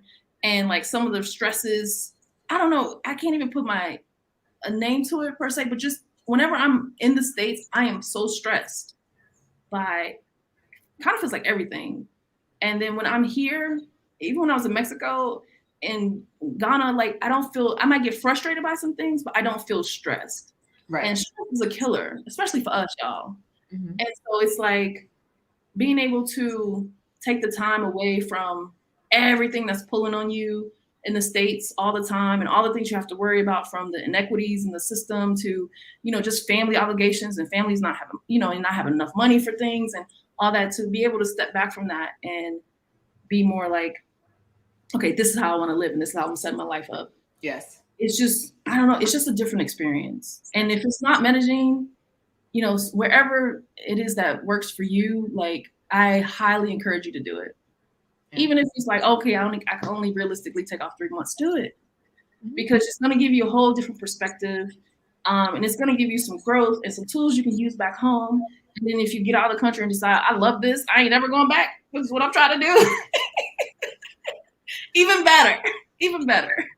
I mean, once you get out and realize how much easier life can be, or like let's just call it less stressful life can be, it's hard to jump back in, because like, I'm stressed out by the time I make it through customs in America, because why is you asking me all these questions about where I've been and where I'm in America? Like, just search the bag or leave me alone. Like, what? Like, what are we? Why do you travel so much? Because I can. Like, I don't like this country. I don't like this country. Half the reason is because of the like the police presence that you are part of. Like, Yes. you, sir, you're the reason I don't like this country. What are we doing? Right, exactly. This interaction here is why I don't like this country, sir. Yeah, exactly. So, calm down. But yeah, living here and having kind of that low stress life really changes you. It's I think part of a low stress life though is because there's literally no point to stressing. Like, if I was talking to Asia yesterday about a delivery that she was expecting that came like days later, and what you gonna do when if you call and yell, your delivery still isn't coming for days late? Like, there's no point. Right. You can get worked up, or you can chill, but you're gonna get the result is gonna be the same. Right. The result is going to be, maybe if you pay someone on a lot of money under the table, possibly there might be a different result. But getting mad and getting stressed isn't going to get you a different result. So, like, you might as well just chill with it and be like, it gets here when it gets here. Right. Listen. All right. Tucson Wanderer says global entry is good for expediting customs. I have global entry, and every time, almost, I would say at least 75% of the times when I go through global entry, we're still having a 10-minute conversation. Girl. And that's why I'm like, global entry should be, I see your thing, I let you go, but that's not how I experience it. I don't have global entry. But I don't go back home enough to need it. Maybe like, so where one time the man was like, I see that 2 years ago you went to Jordan. Why were you there? I've been back in the country like 17 times since then. Why are we? And this is at global entry. You just want to fuck with me today, huh? Okay. Like, all right. Cool. Girl. Glad we're having this moment. Okay. Have you experienced other countries you would prefer besides Spanish-speaking countries? I like some of the countries in Europe. Definitely. Okay. I haven't been to Asia yet, unfortunately. I do want to go. It's on my list, but they shut down for real for the panorama. They like, y'all not coming over here, because that's where I was headed when the panorama happened. But I was shocked, but I like Germany. I never wanted to go to Germany. It was just where my job was going. But when I got there in München, it was green. It was like very beautiful. The people were nice, very organized. I really liked how I felt there. Now, I was on my company's dime, so that spending is a little bit different. But I liked it there. I really liked my dream place is a penthouse that overlooks the ocean and overlooks the city in Barcelona. Love Barcelona. Oh, dang, it's Spanish speaking. Sorry. I don't know. Maybe I just like Spanish speaking countries. Maybe you like Spanish. Barcelona was beautiful. Where else? I've been to Czech. I've been to Paris. Paris was nice. I liked Paris a lot. Didn't particularly care for London. I don't know, something weird about people driving on the wrong side of the street. I can't. My brain, I kept almost getting hit. My brain couldn't switch it to walk on the correct side of the street or look the right way when I was trying to cross the street. Where else? Nicaragua, Belize, Egypt. Egypt was interesting. I loved Egypt. Dubai. I would think besides Spanish speaking, I would say Germany. Okay. Sprechen Sie Deutsch? You speak German? Yeah, I would say Germany. Oh, Israel! How could I almost forget? I really did love Israel, and I know that's not going to be a popular opinion at all, but we'll do it. What I liked about there, and I understand there's so many political things going on there. Love the food. The food was I'm like, how do y'all grow this? How do y'all grow pomegranates? All this stuff in the desert. The technology that they use there to grow things is incredible. The food was incredible. I love the way that people treated their families. They really, for the Jews who were religious Jews, they always took the Sabbath off and spent it with their families and blessed their families. They were very family oriented. For the people that I was with, and I was there for a 2-week trip to walk through the Bible back in 2015. And the group that I was with, there was Arab leaders and Jewish leaders, and they were, getting along well and friends and everything. And so my experience there, again, I just visited for 2 weeks though, was really good. I would definitely give it a try to see how it would be to live there. But I'm open to doing that, but I have not lived there. So let me say that. I will give that caveat. I just really appreciated the food and the way people honored each other and honored their families. Sure. So Rayven's wrong. It's okay. That's what I'll say. It's my experience. We all get to have our own opinions. Yes. When we are just fundamentally wrong about certain things. Okay, tell me your experience, Sheeta. When did you go? What did you do? Jerusalem was a place, I was not trying to say it, but Jerusalem was a place where like there was no price tag on anything, and I had to negotiate for everything. And the cab driver was like, the number is going to be what the number is going to be, even though I have a box right here that I could turn. I was like, if you don't turn that on right now, I'm getting out this car. Okay. Like it was Tel Aviv was less work than Jerusalem for me, but Jerusalem felt like I was a solo traveler. I was there for a week. It felt like I was constantly like I was always had to be like alert to like, what is it? The man tried to charge me $10 for that bottle of water. It was like, what? Yes. Oh yeah. Is it holy water? It was like a 1 liter bottle of water, and he was like $10. Okay. I'll never forget this because he had like some other like younger man marketing in the store who I think worked for him, and the way that younger man looked at him like, what? And I'm like, your employee is showing me that you're ripping me off. Like you not to charge anybody, but there is not a single price on anything. I was like, nah, I'm good. And he was like, well, as I was walking out, he was like, well, how much do you want to pay? And I was like, no, we're not even going. Wow. Okay. I can see that place for me that I was like, this is a lot of work. And then leaving the Tel Aviv airport is probably my worst airport experience ever. I forgot. So somehow my bag got left at the hotel. So when I got there, they were like, oh, you can't get on your flight without your bag. And there was only one flight a day from where I was. So I stayed in the airport for 24 hours. The manager of the hotel, he brought my bag to me on the Sabbath, broke his Sabbath, brought the bag to me. And they were like, oh, the cutoff is done. It's too late. You can't get on a plane. So I stayed in the airport for 24 hours and then flew out the next day. So I can see what you're saying. I was with a tour. So I was with a group of people who were locals, and they handled everything. So I didn't get to see the no price tags on things. I mean, when we went to buy things, but yeah, so I can see the experience being way different. That's good to know. I do have friends there though. So I will let them help me navigate things when I started off if I went to live there. But yeah. I got to the airport and the man was like, oh, you have an Arabic name? Prove to me you're not a Muslim. Like he didn't say that. Yeah. Every single question he could get at to figure out if I'm a Muslim. And I'm like, whatever the search process is, could we just get there?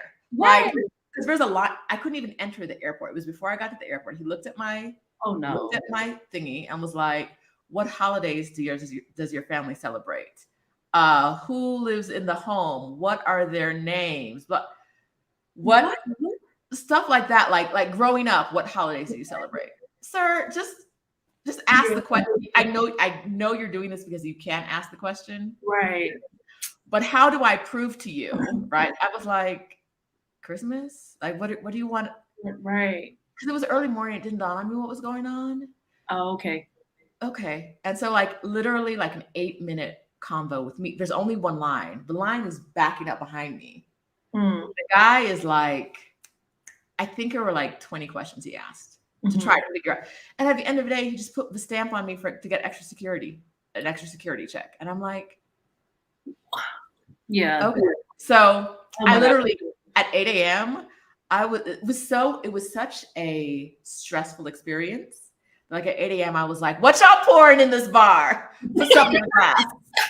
Put something in the glass and hand it over. Thank you. Thank you. Because I need. No, I would not go back either. If that was my experience, there's no way I would go back there ever. Never. So I understand. I totally understand what you've gone through, and I'm so sorry that happened to you. That's so. But you're wrong. I mean, I'm glad you had a good time. Rayven has been wrong many a time. So I hear I've generally heard from Black women solo travelers that it was not a great experience. I've heard from Black men that it has been a great experience. So I don't know what that difference is. Okay. But yeah, they on the way out. So extra security meant that they took my carry-ons and they wiped every single item, every single thing they wiped with like the bomb detecting paper. Oh, and tested every single thing in my tote bag and my suitcase carry-on. They took out of the tote bags? They took every single thing out of my suitcase and wiped every single thing. Mm-hmm. And so, okay, so I was talking to a Black guy who lives in Tel Aviv. Okay. And I was like, oh, I'm going to get to the airport 2 hours early tomorrow. And he was like, no, baby. No. He was like, go ahead and get there 3 to 4 hours early. And I was like, but it says, the airline said 2 hours. He was like, not for you. Not for you. Right. What do they have against Black women? I don't know. But literally every single thing. And okay. Like, my friend who did a tour there, but left alone, had the same experience. They wiped through every single. Okay. He has an Arabic middle name. Okay. See, yeah, I don't like that. I don't like that. So it wasn't. This is not what we're here to talk about. But for me, Tel Aviv wasn't a great experience. Most of my German trips have been work trips, so those were also good experiences. I got pushed into a private room by a German airport officer with a gun. He didn't say anything because I think he knew I didn't speak English. Whoa. He just used his gun to push me. Like I'm facing him, I'm just standing there, and he starts pushing me into a room, and I was like, "Oh, this is how I die, right?" No. Yeah, in Frankfurt, and it was literally just like an extra screening. Yeah. And I'm pissed because it's like me and the other Black guy at the gate this happens. We're both in separate rooms, right? Right. And I'm with my white coworkers, and they're Black. It's like Delta, and they're Black employees or Lufthansa, and they're who were checking us in, and they're like, "Oh no, don't be upset. It happens. It's not a race thing. They do it to everyone." The Black employees do this. So you have to say that. While they should listen, while my white employees were out there worried about what's happening to me, they heard the Black employees talk about how it only happens to Black people. So when I wasn't there, they said it only happens to Black people. But when I'm there and I am like, I'm not crying, but like you can see my face. Frustrated. I'm frustrated. And they're like, no, like you don't have to gaslight me, right? Like it's a man at the Frankfurt airport. Like I know you guys didn't send him after me, but don't pretend that what's happening isn't what's happening. Okay. The man was like, gun. And I'm like, that's a very large weapon you're using against my body, right? And literally, this was just his way of being like, go there for extra screening. Yeah. Into a closed room and when I went in, there was no windows? No, it was just like a makeshift room outside of the gate. Oh, and wow. He pushed me in, and then like 5 minutes later, someone else showed up. I was like, hey girl, we just need to look in your tote bag. And I was like, we could have done this without the man with the gun. Like we could have done, right? I didn't know. Okay, can I name my answer? I mean, you were just wrong. It's fine. It's fine. I'm going Ghana. Barcelona. You said no, I'm Spanish speaking, so I say Ghana. Okay, I haven't been to Ghana. This was 2009. I imagine that things have like grown more, been more developed since then because this was a long time ago. But I had some frustrations like negotiating with the cab driver, but everything else was fun. Like going to the club, feeling like, okay, this is us, just in a different language. Like it was so much fun. The music is similar. The food was good. I had a really good time in Ghana. And I do want to spend some time at some point living in Africa. It's definitely on the list. So I'll say Ghana. So sorry for bringing up the PTSD with Israel and Germany. That does not sound, that's so messed up. You named 2 places where I'm like, I'm good. I'm solidly good. I'm so sorry. And again, unfortunately, I do realize that my experience can be different because I'm lighter than other Black folks' experience. So please take that into consideration as well. I hate that it's that way. But I do realize that is real in the world, unfortunately. But I also think that like different travelers will have different experiences in the same. We could look exactly like different experiences in the same place based on who we come in contact with, based on how we're feeling in the moment, based on what we're manifesting in our lives. That's just what's going to happen. Mm-hmm. But she was wrong. Rayven was wrong with her answer. Wrong. I'm wrong. My name is Rayven, and I'm wrong. Child, that man, I was pissed when I got on the plane. And my like scary and then it's infuriating. Absolutely. The Black woman looked at my face and was like, "No, baby, that's not a racial thing. I do that to everybody." And I looked at her like, "What is you saying, sis?" Like, the only people the man did this to were Black people. Like, you can't on a full flight. You can't tell me that's not a. I swear, sometimes if I didn't want to travel anymore, I would go off in the airport. If I didn't want to get banned from air travel, sometimes the way they treat you in different places, even America, anywhere, like sometimes they just treat you so wrong, and I just want to go ham. But I'm like, okay, Rayven, I do want to continue to travel. I do want to continue to take airplanes, so don't do it. My coworkers were like, that kind of thing happens? And I was like, hi, white people. Yes, it does. Oh my God, girl. Yes, that's a whole nother show right there. We were literally standing together, right? All three of us were standing together, and the man came to me and was like, oh no, see, that would go with the gun. Yeah. Sure. Michelle, no, my trip to Israel was after my trip to Jordan, but I have 2 passports. So I used a different I didn't use a passport that had been to any other Middle Eastern countries. Yeah. I got a new passport. I got interrogated because I went to Egypt after. No, I went to Israel after I went to Egypt, and they were like, "What were you doing in Egypt?" I'm like, minding my business. What do you mean?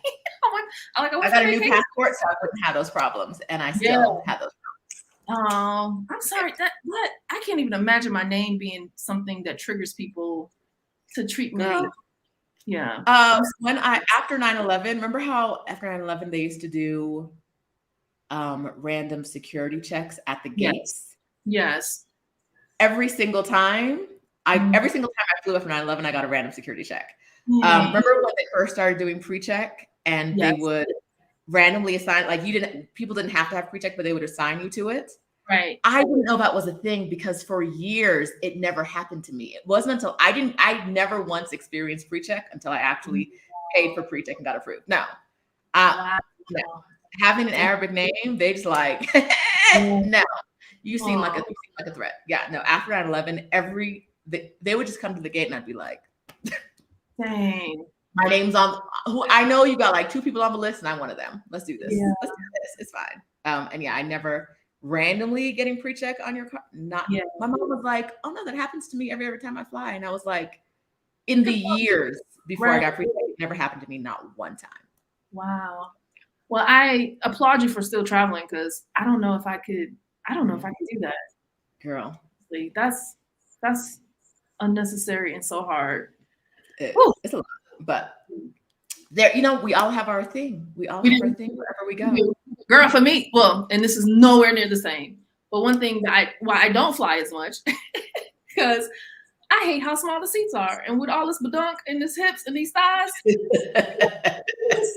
throw that armrest and it's literally resting on my hips. And I'm in pain. And I'm just like, what are we doing? So when it comes to traveling, we definitely all have our thing for sure. But I don't like the discrimination you've had based on your name. That is, or your skin color.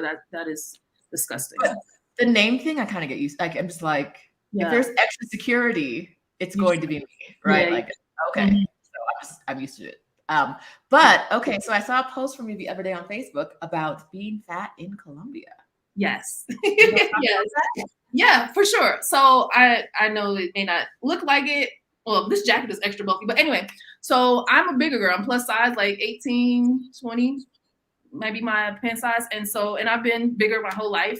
And the post that I made was talking about how this gorgeous Venezuelan singer, she told me that seeing me made her proud to be a fat woman too, right? And so I was like, oh, that's the sweetest thing. I never had anybody tell me that before. And in Medellin, they call fat people gordo or gorda. Gorda is for women. But they just use it as a descriptor. It's not, and I had to learn this, some of the things that are charged in America, like racially charged or, fat phobia charged, or just any type of lifestyle that we have or attributes about ourselves that are really charged in America is not the same in every other country, right? So they use it as a descriptor, like, oh, you're tall, you're fat. It's just neutral. It's not anything like, oh, you need to lose weight or you're less than a person or anything like that. And so in the post, I was sharing that and describing that, like, I'm free to be myself here. I don't have to feel ashamed or feel less than or feel judged because I'm fat.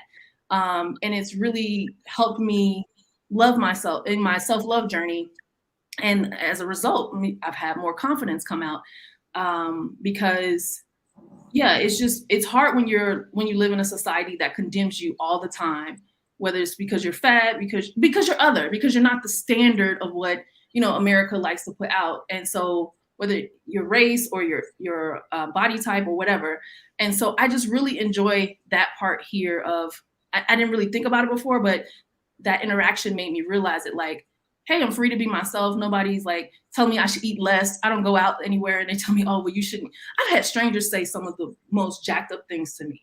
Like, oh, are you sure you should have a dessert or anything in America, right? When it comes to references to my weight, like, oh, are you sure you should be eating all of that, or you should eat a dessert, or just some of the most messed up things, or, oh, you taking up all this space, or, trying to get around me in the grocery store, or something crazy. Because whether we like it or not, America does not like fat people. It just does not. That has been my experience. That has been a lot of my friends' experience. Or really, they just don't like other, honestly.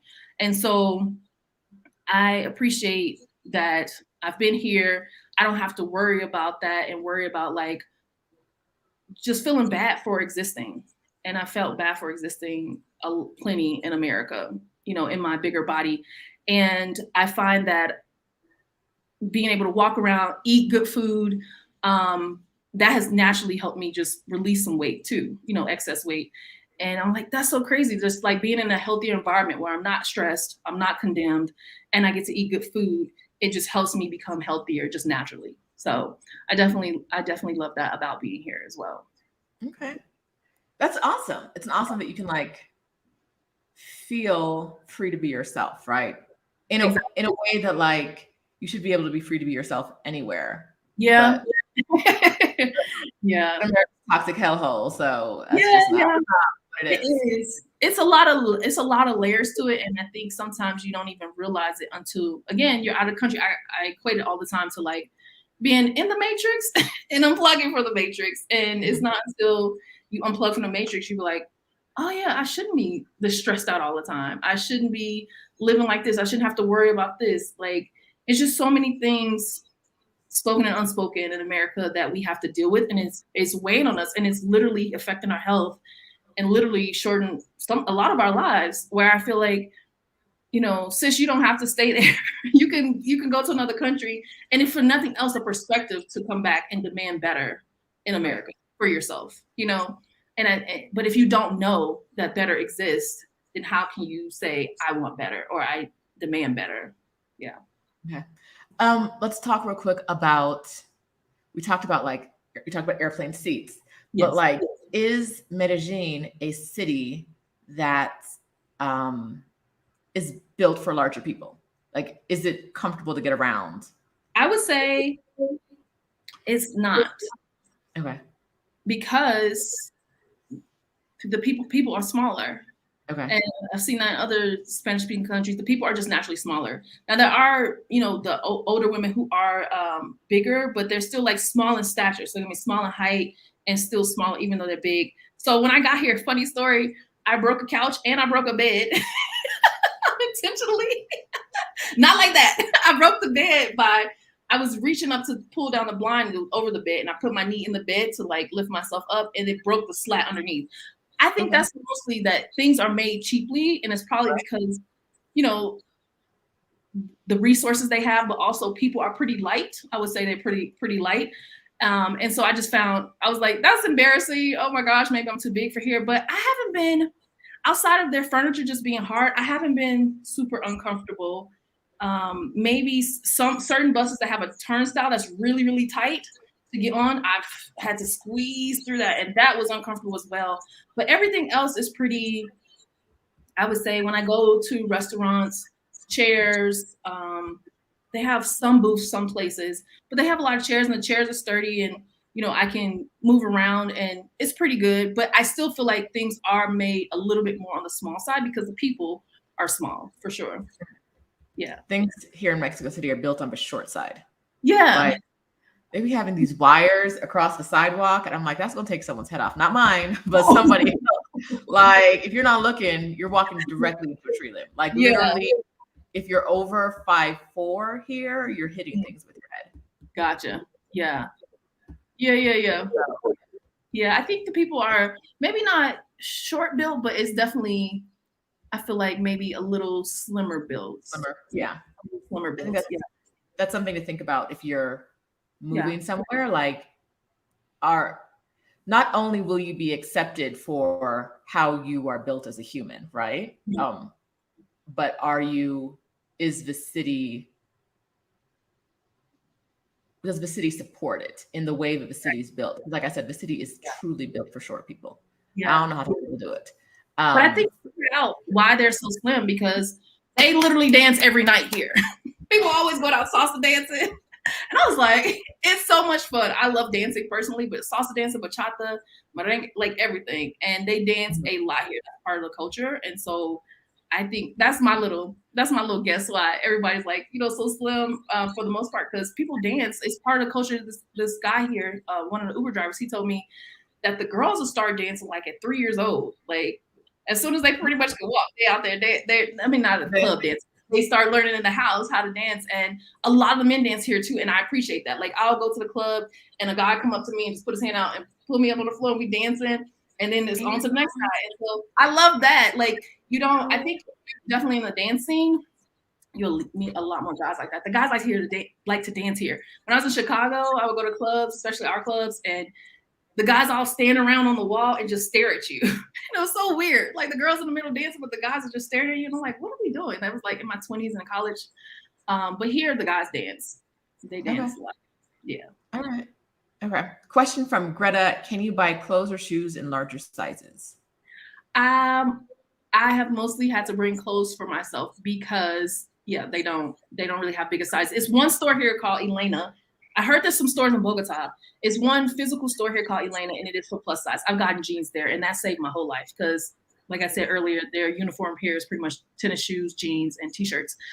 So I have gotten their jeans here. They do have plus size jeans. They have some other stuff in there, like some dresses, some shirts, but it's limited. They do have a website.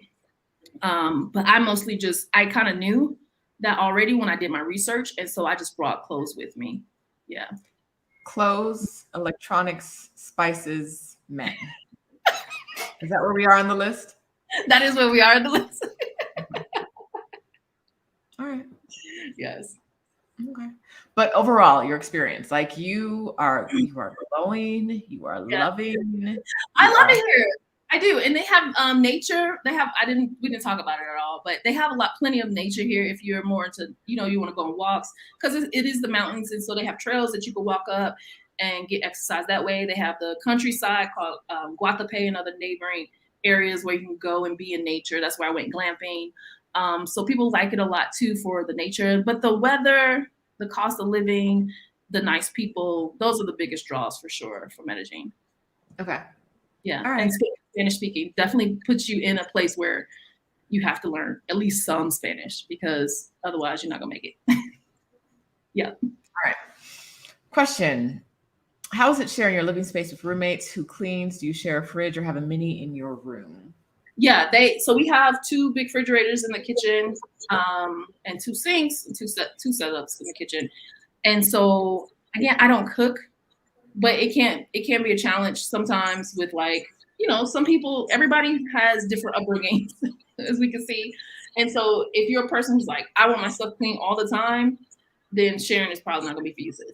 Because sometimes they do leave stuff dirty. And I just tell people, I'm kind of like the mom of the house, because I'm 41 and everybody else is, a lot of the other longer term stayers, they're in their 20s. So I'll be like, come on, y'all, we got to make sure we clean up after ourselves. We got to make sure we, do this. But, they're a cool group of people. But I would definitely say, if you prefer to have everything spotless at all times, then sharing a living space is not going to be the best for you. I need my bed, which is very comfortable here. The owners here, they've been to America, so they brought back sheets and blankets and mattresses from America, so they're very comfortable. And then I have my own bathroom. We have a cleaner who comes through. She cleans the whole house, but she cleans my room once a week, cleans everything down, and she keeps the common area clean for the most part. In between people using it, they might leave some food in the sink or something like that. But yeah, I think if you like things spotless all the time, then co-living is not the best option.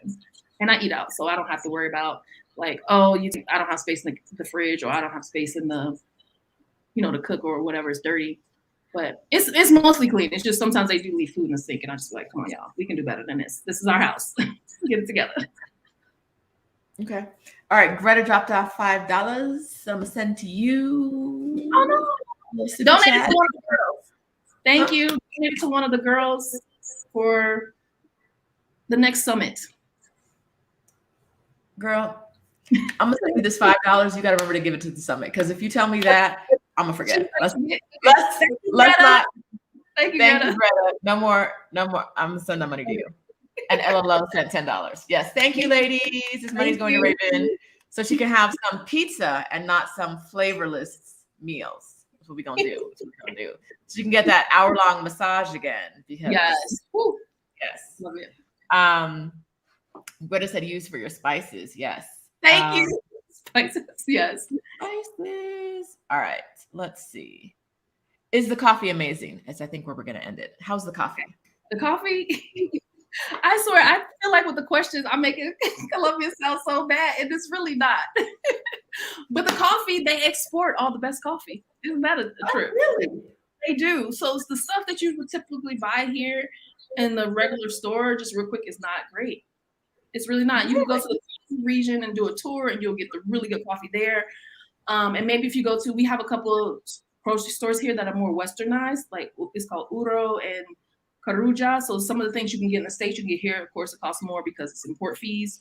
And maybe if you buy the higher end coffee there, but just the typical coffee you would buy a bag out of the store, and even some of the cafes, it's not the best. It's really not. And now I was like, why is this coffee? Colombia is known for good coffee. Like, what is happening? And several friends told me they export all the coffee. And I was like, oh, that makes sense, because that's a big money generator for them. So they ain't trying to give it to us. They're like, you could either pay these little pesos, or we could export it and get a whole bunch of money. So I understand, but yeah. No, so you're not there for the coffee?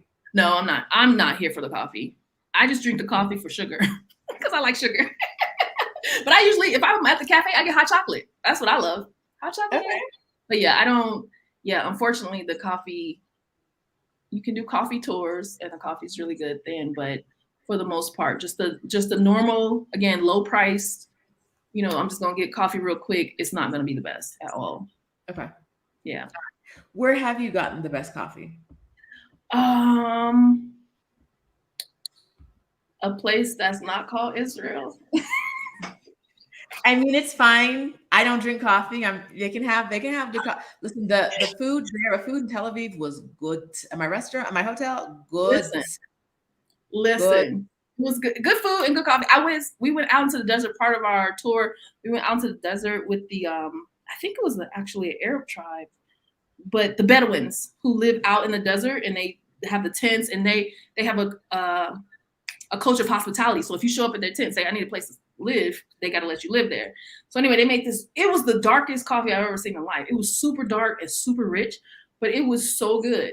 And so I would definitely say that's where I had the best coffee. So anyway, I know some of the questions, I'm just like, oh, making it sound so bad. But no, I mean, here's the thing. Like, a lot of times people go online and they're like, it's beautiful here. There are no problems. Come move here. Lovely, lovely. But it's like, that's not life. Like, there's going to be something. Apparently in Medellin, it is not so great coffee. Like, everything else sounds kind of, and the foursomes that we talked about earlier. I mean, some people are into that. I'm sure, it just depends on where you are in life. But yeah, this is just my experience. And the great thing is we do have a great group of women here. And if you want to join their Facebook group and, do some more investigation for yourself and see how other people's experiences have been here, because there are definitely ladies who've been here longer than me, like Monica. She's awesome. She's been here like 3 years. You can definitely ask questions and get your questions answered to see, if this is a place you want to visit or a place you want to, take a chance and come live out here for a little while. And I think you'll have a good experience though. Oh, before I forget, I almost forgot. What's the name of the Facebook group? Oh, it's because they changed the name recently. So I think it's Black women in Latin America, it used to be Black women in Colombia, but I think they expanded it because a lot of people move around. So they went to Mexico. Yeah, Black women expats in Latin America. And then parentheses, it says Colombia, Mexico, and more. So that's a good group. Women expats in Latin America. I'm typing it, y'all. So y'all gonna get in Latin America. I definitely spelled America wrong. It started with a W a minute ago. I don't know how that was working out, but here we go. Yes. Okay, so check that out. Also, if you are interested in moving abroad and you need like a little bit of help, my course From Burnout to Bliss is going to be open tomorrow, but I'm going to drop a link here. So if you want to sign up, you can sign up. It's a 12-month program that helps you put your plan in order to move abroad. There's group coaching. There's like an actual course. There's a community, and there's the group coaching, and you can use all of that to kind of build your exit plan to move abroad. So I'm dropping the link to From Burnout to Bliss. I love that. If it's anything just like, I mean, your Exodus group, I've participated in both years so far, the Exodus Summit, if that by itself, and it was, you know, they had a free portion, a in-depth free portion. If that's any indicator, I know your course is out of control. Like, it's really guiding you step by step, because that Exodus Summit, it reignited after the panorama. I was so down, and it reignited my love of travel. And I was like, let me go ahead and get up out of these Americas. Good. Yeah. So the course is all about, like, if you want to move abroad, if you want to take a career break, how do you make that happen? Whatever things you have to do. And we work together. And it's such a great group of women who are like, I believe in you, sis. I believe in you, sis. Yeah. And we're all very supportive, so that when you get out there, if you've talked to people who've had their debit card shut off, right? Like, people who've been through this experience, or you know how to find your community where you're going. You don't feel alone in the planning process, because even if your family doesn't support you, you have this community of women who support you. And that's really important, because for a lot of us, your families aren't going to support you when you want to move abroad. They're going to think it's crazy. And they are not going to understand. And so, yeah. Q to Travel says, I want to join, but I'm already in there. Oh, she wants to join. She's already in there? Yes. I don't know that face. I got to see. The icon's too small to tell who you are. All right. What are we talking about? Are we good, people? Are we good? I feel like we answered the questions. If planning to move 2024, 2025, when should someone take your course? A year before or a year of? I would say now, and then move up the date. Move up the date, sis. Why are you waiting until 2024?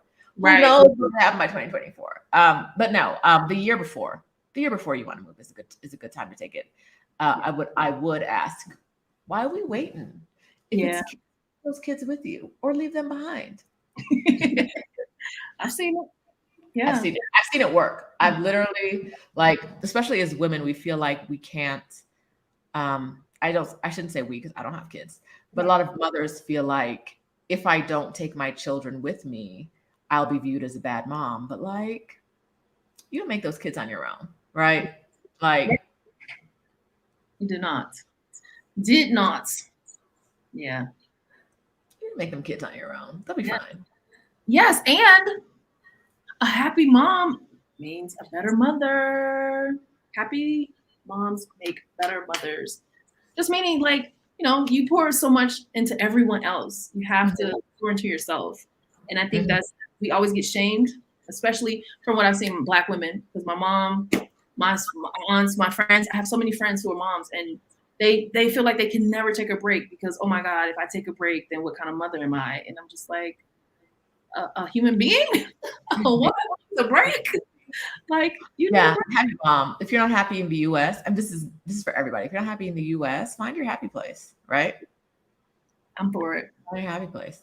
Someone asked if we'll talk about bank cards. We talk about money. We talk about everything. We talk about making your budget. We talk about picking your destination. In fact, in March, for people who are in the course in March, I'm doing a workshop on how to find the right destination for you. So it was Mexico City for me. For Rayven, it was Medellin. We're going to find the right place for you. So what do you need to do to find the right place? Because it's going to be different for everybody. So we're doing a workshop. I'm doing a workshop for people who are enrolled in the course. Nice. Until this Friday, the course is $100 off. So, you know, I love a discount. So I'm gonna give y'all a discount. Yes. Through. And I will talk to you guys next week. Yes. Okay, so I'm gonna talk. Hold on real quick. I'm gonna talk to y'all next week, or I'm going furniture shopping next week. I haven't decided yet. I had someone lined up, and she can't make it. Okay. And the furniture market I want to go to is only open on Sundays, and I'm always with you guys on Sundays. And so when she canceled, I don't know. Okay. I don't know. But I'll probably be here because, you know, Sundays is what we do together on Sunday mornings. Thanks, everyone, for watching, and we'll talk to you next time. Thanks so much, ladies. Have a good day. Oh, and gentlemen, thank y'all for watching, tuning in. I'm sorry, man. I never talked to y'all. Rayven reminded me that some of y'all are here. Hey, y'all. Yes. All right. Bye.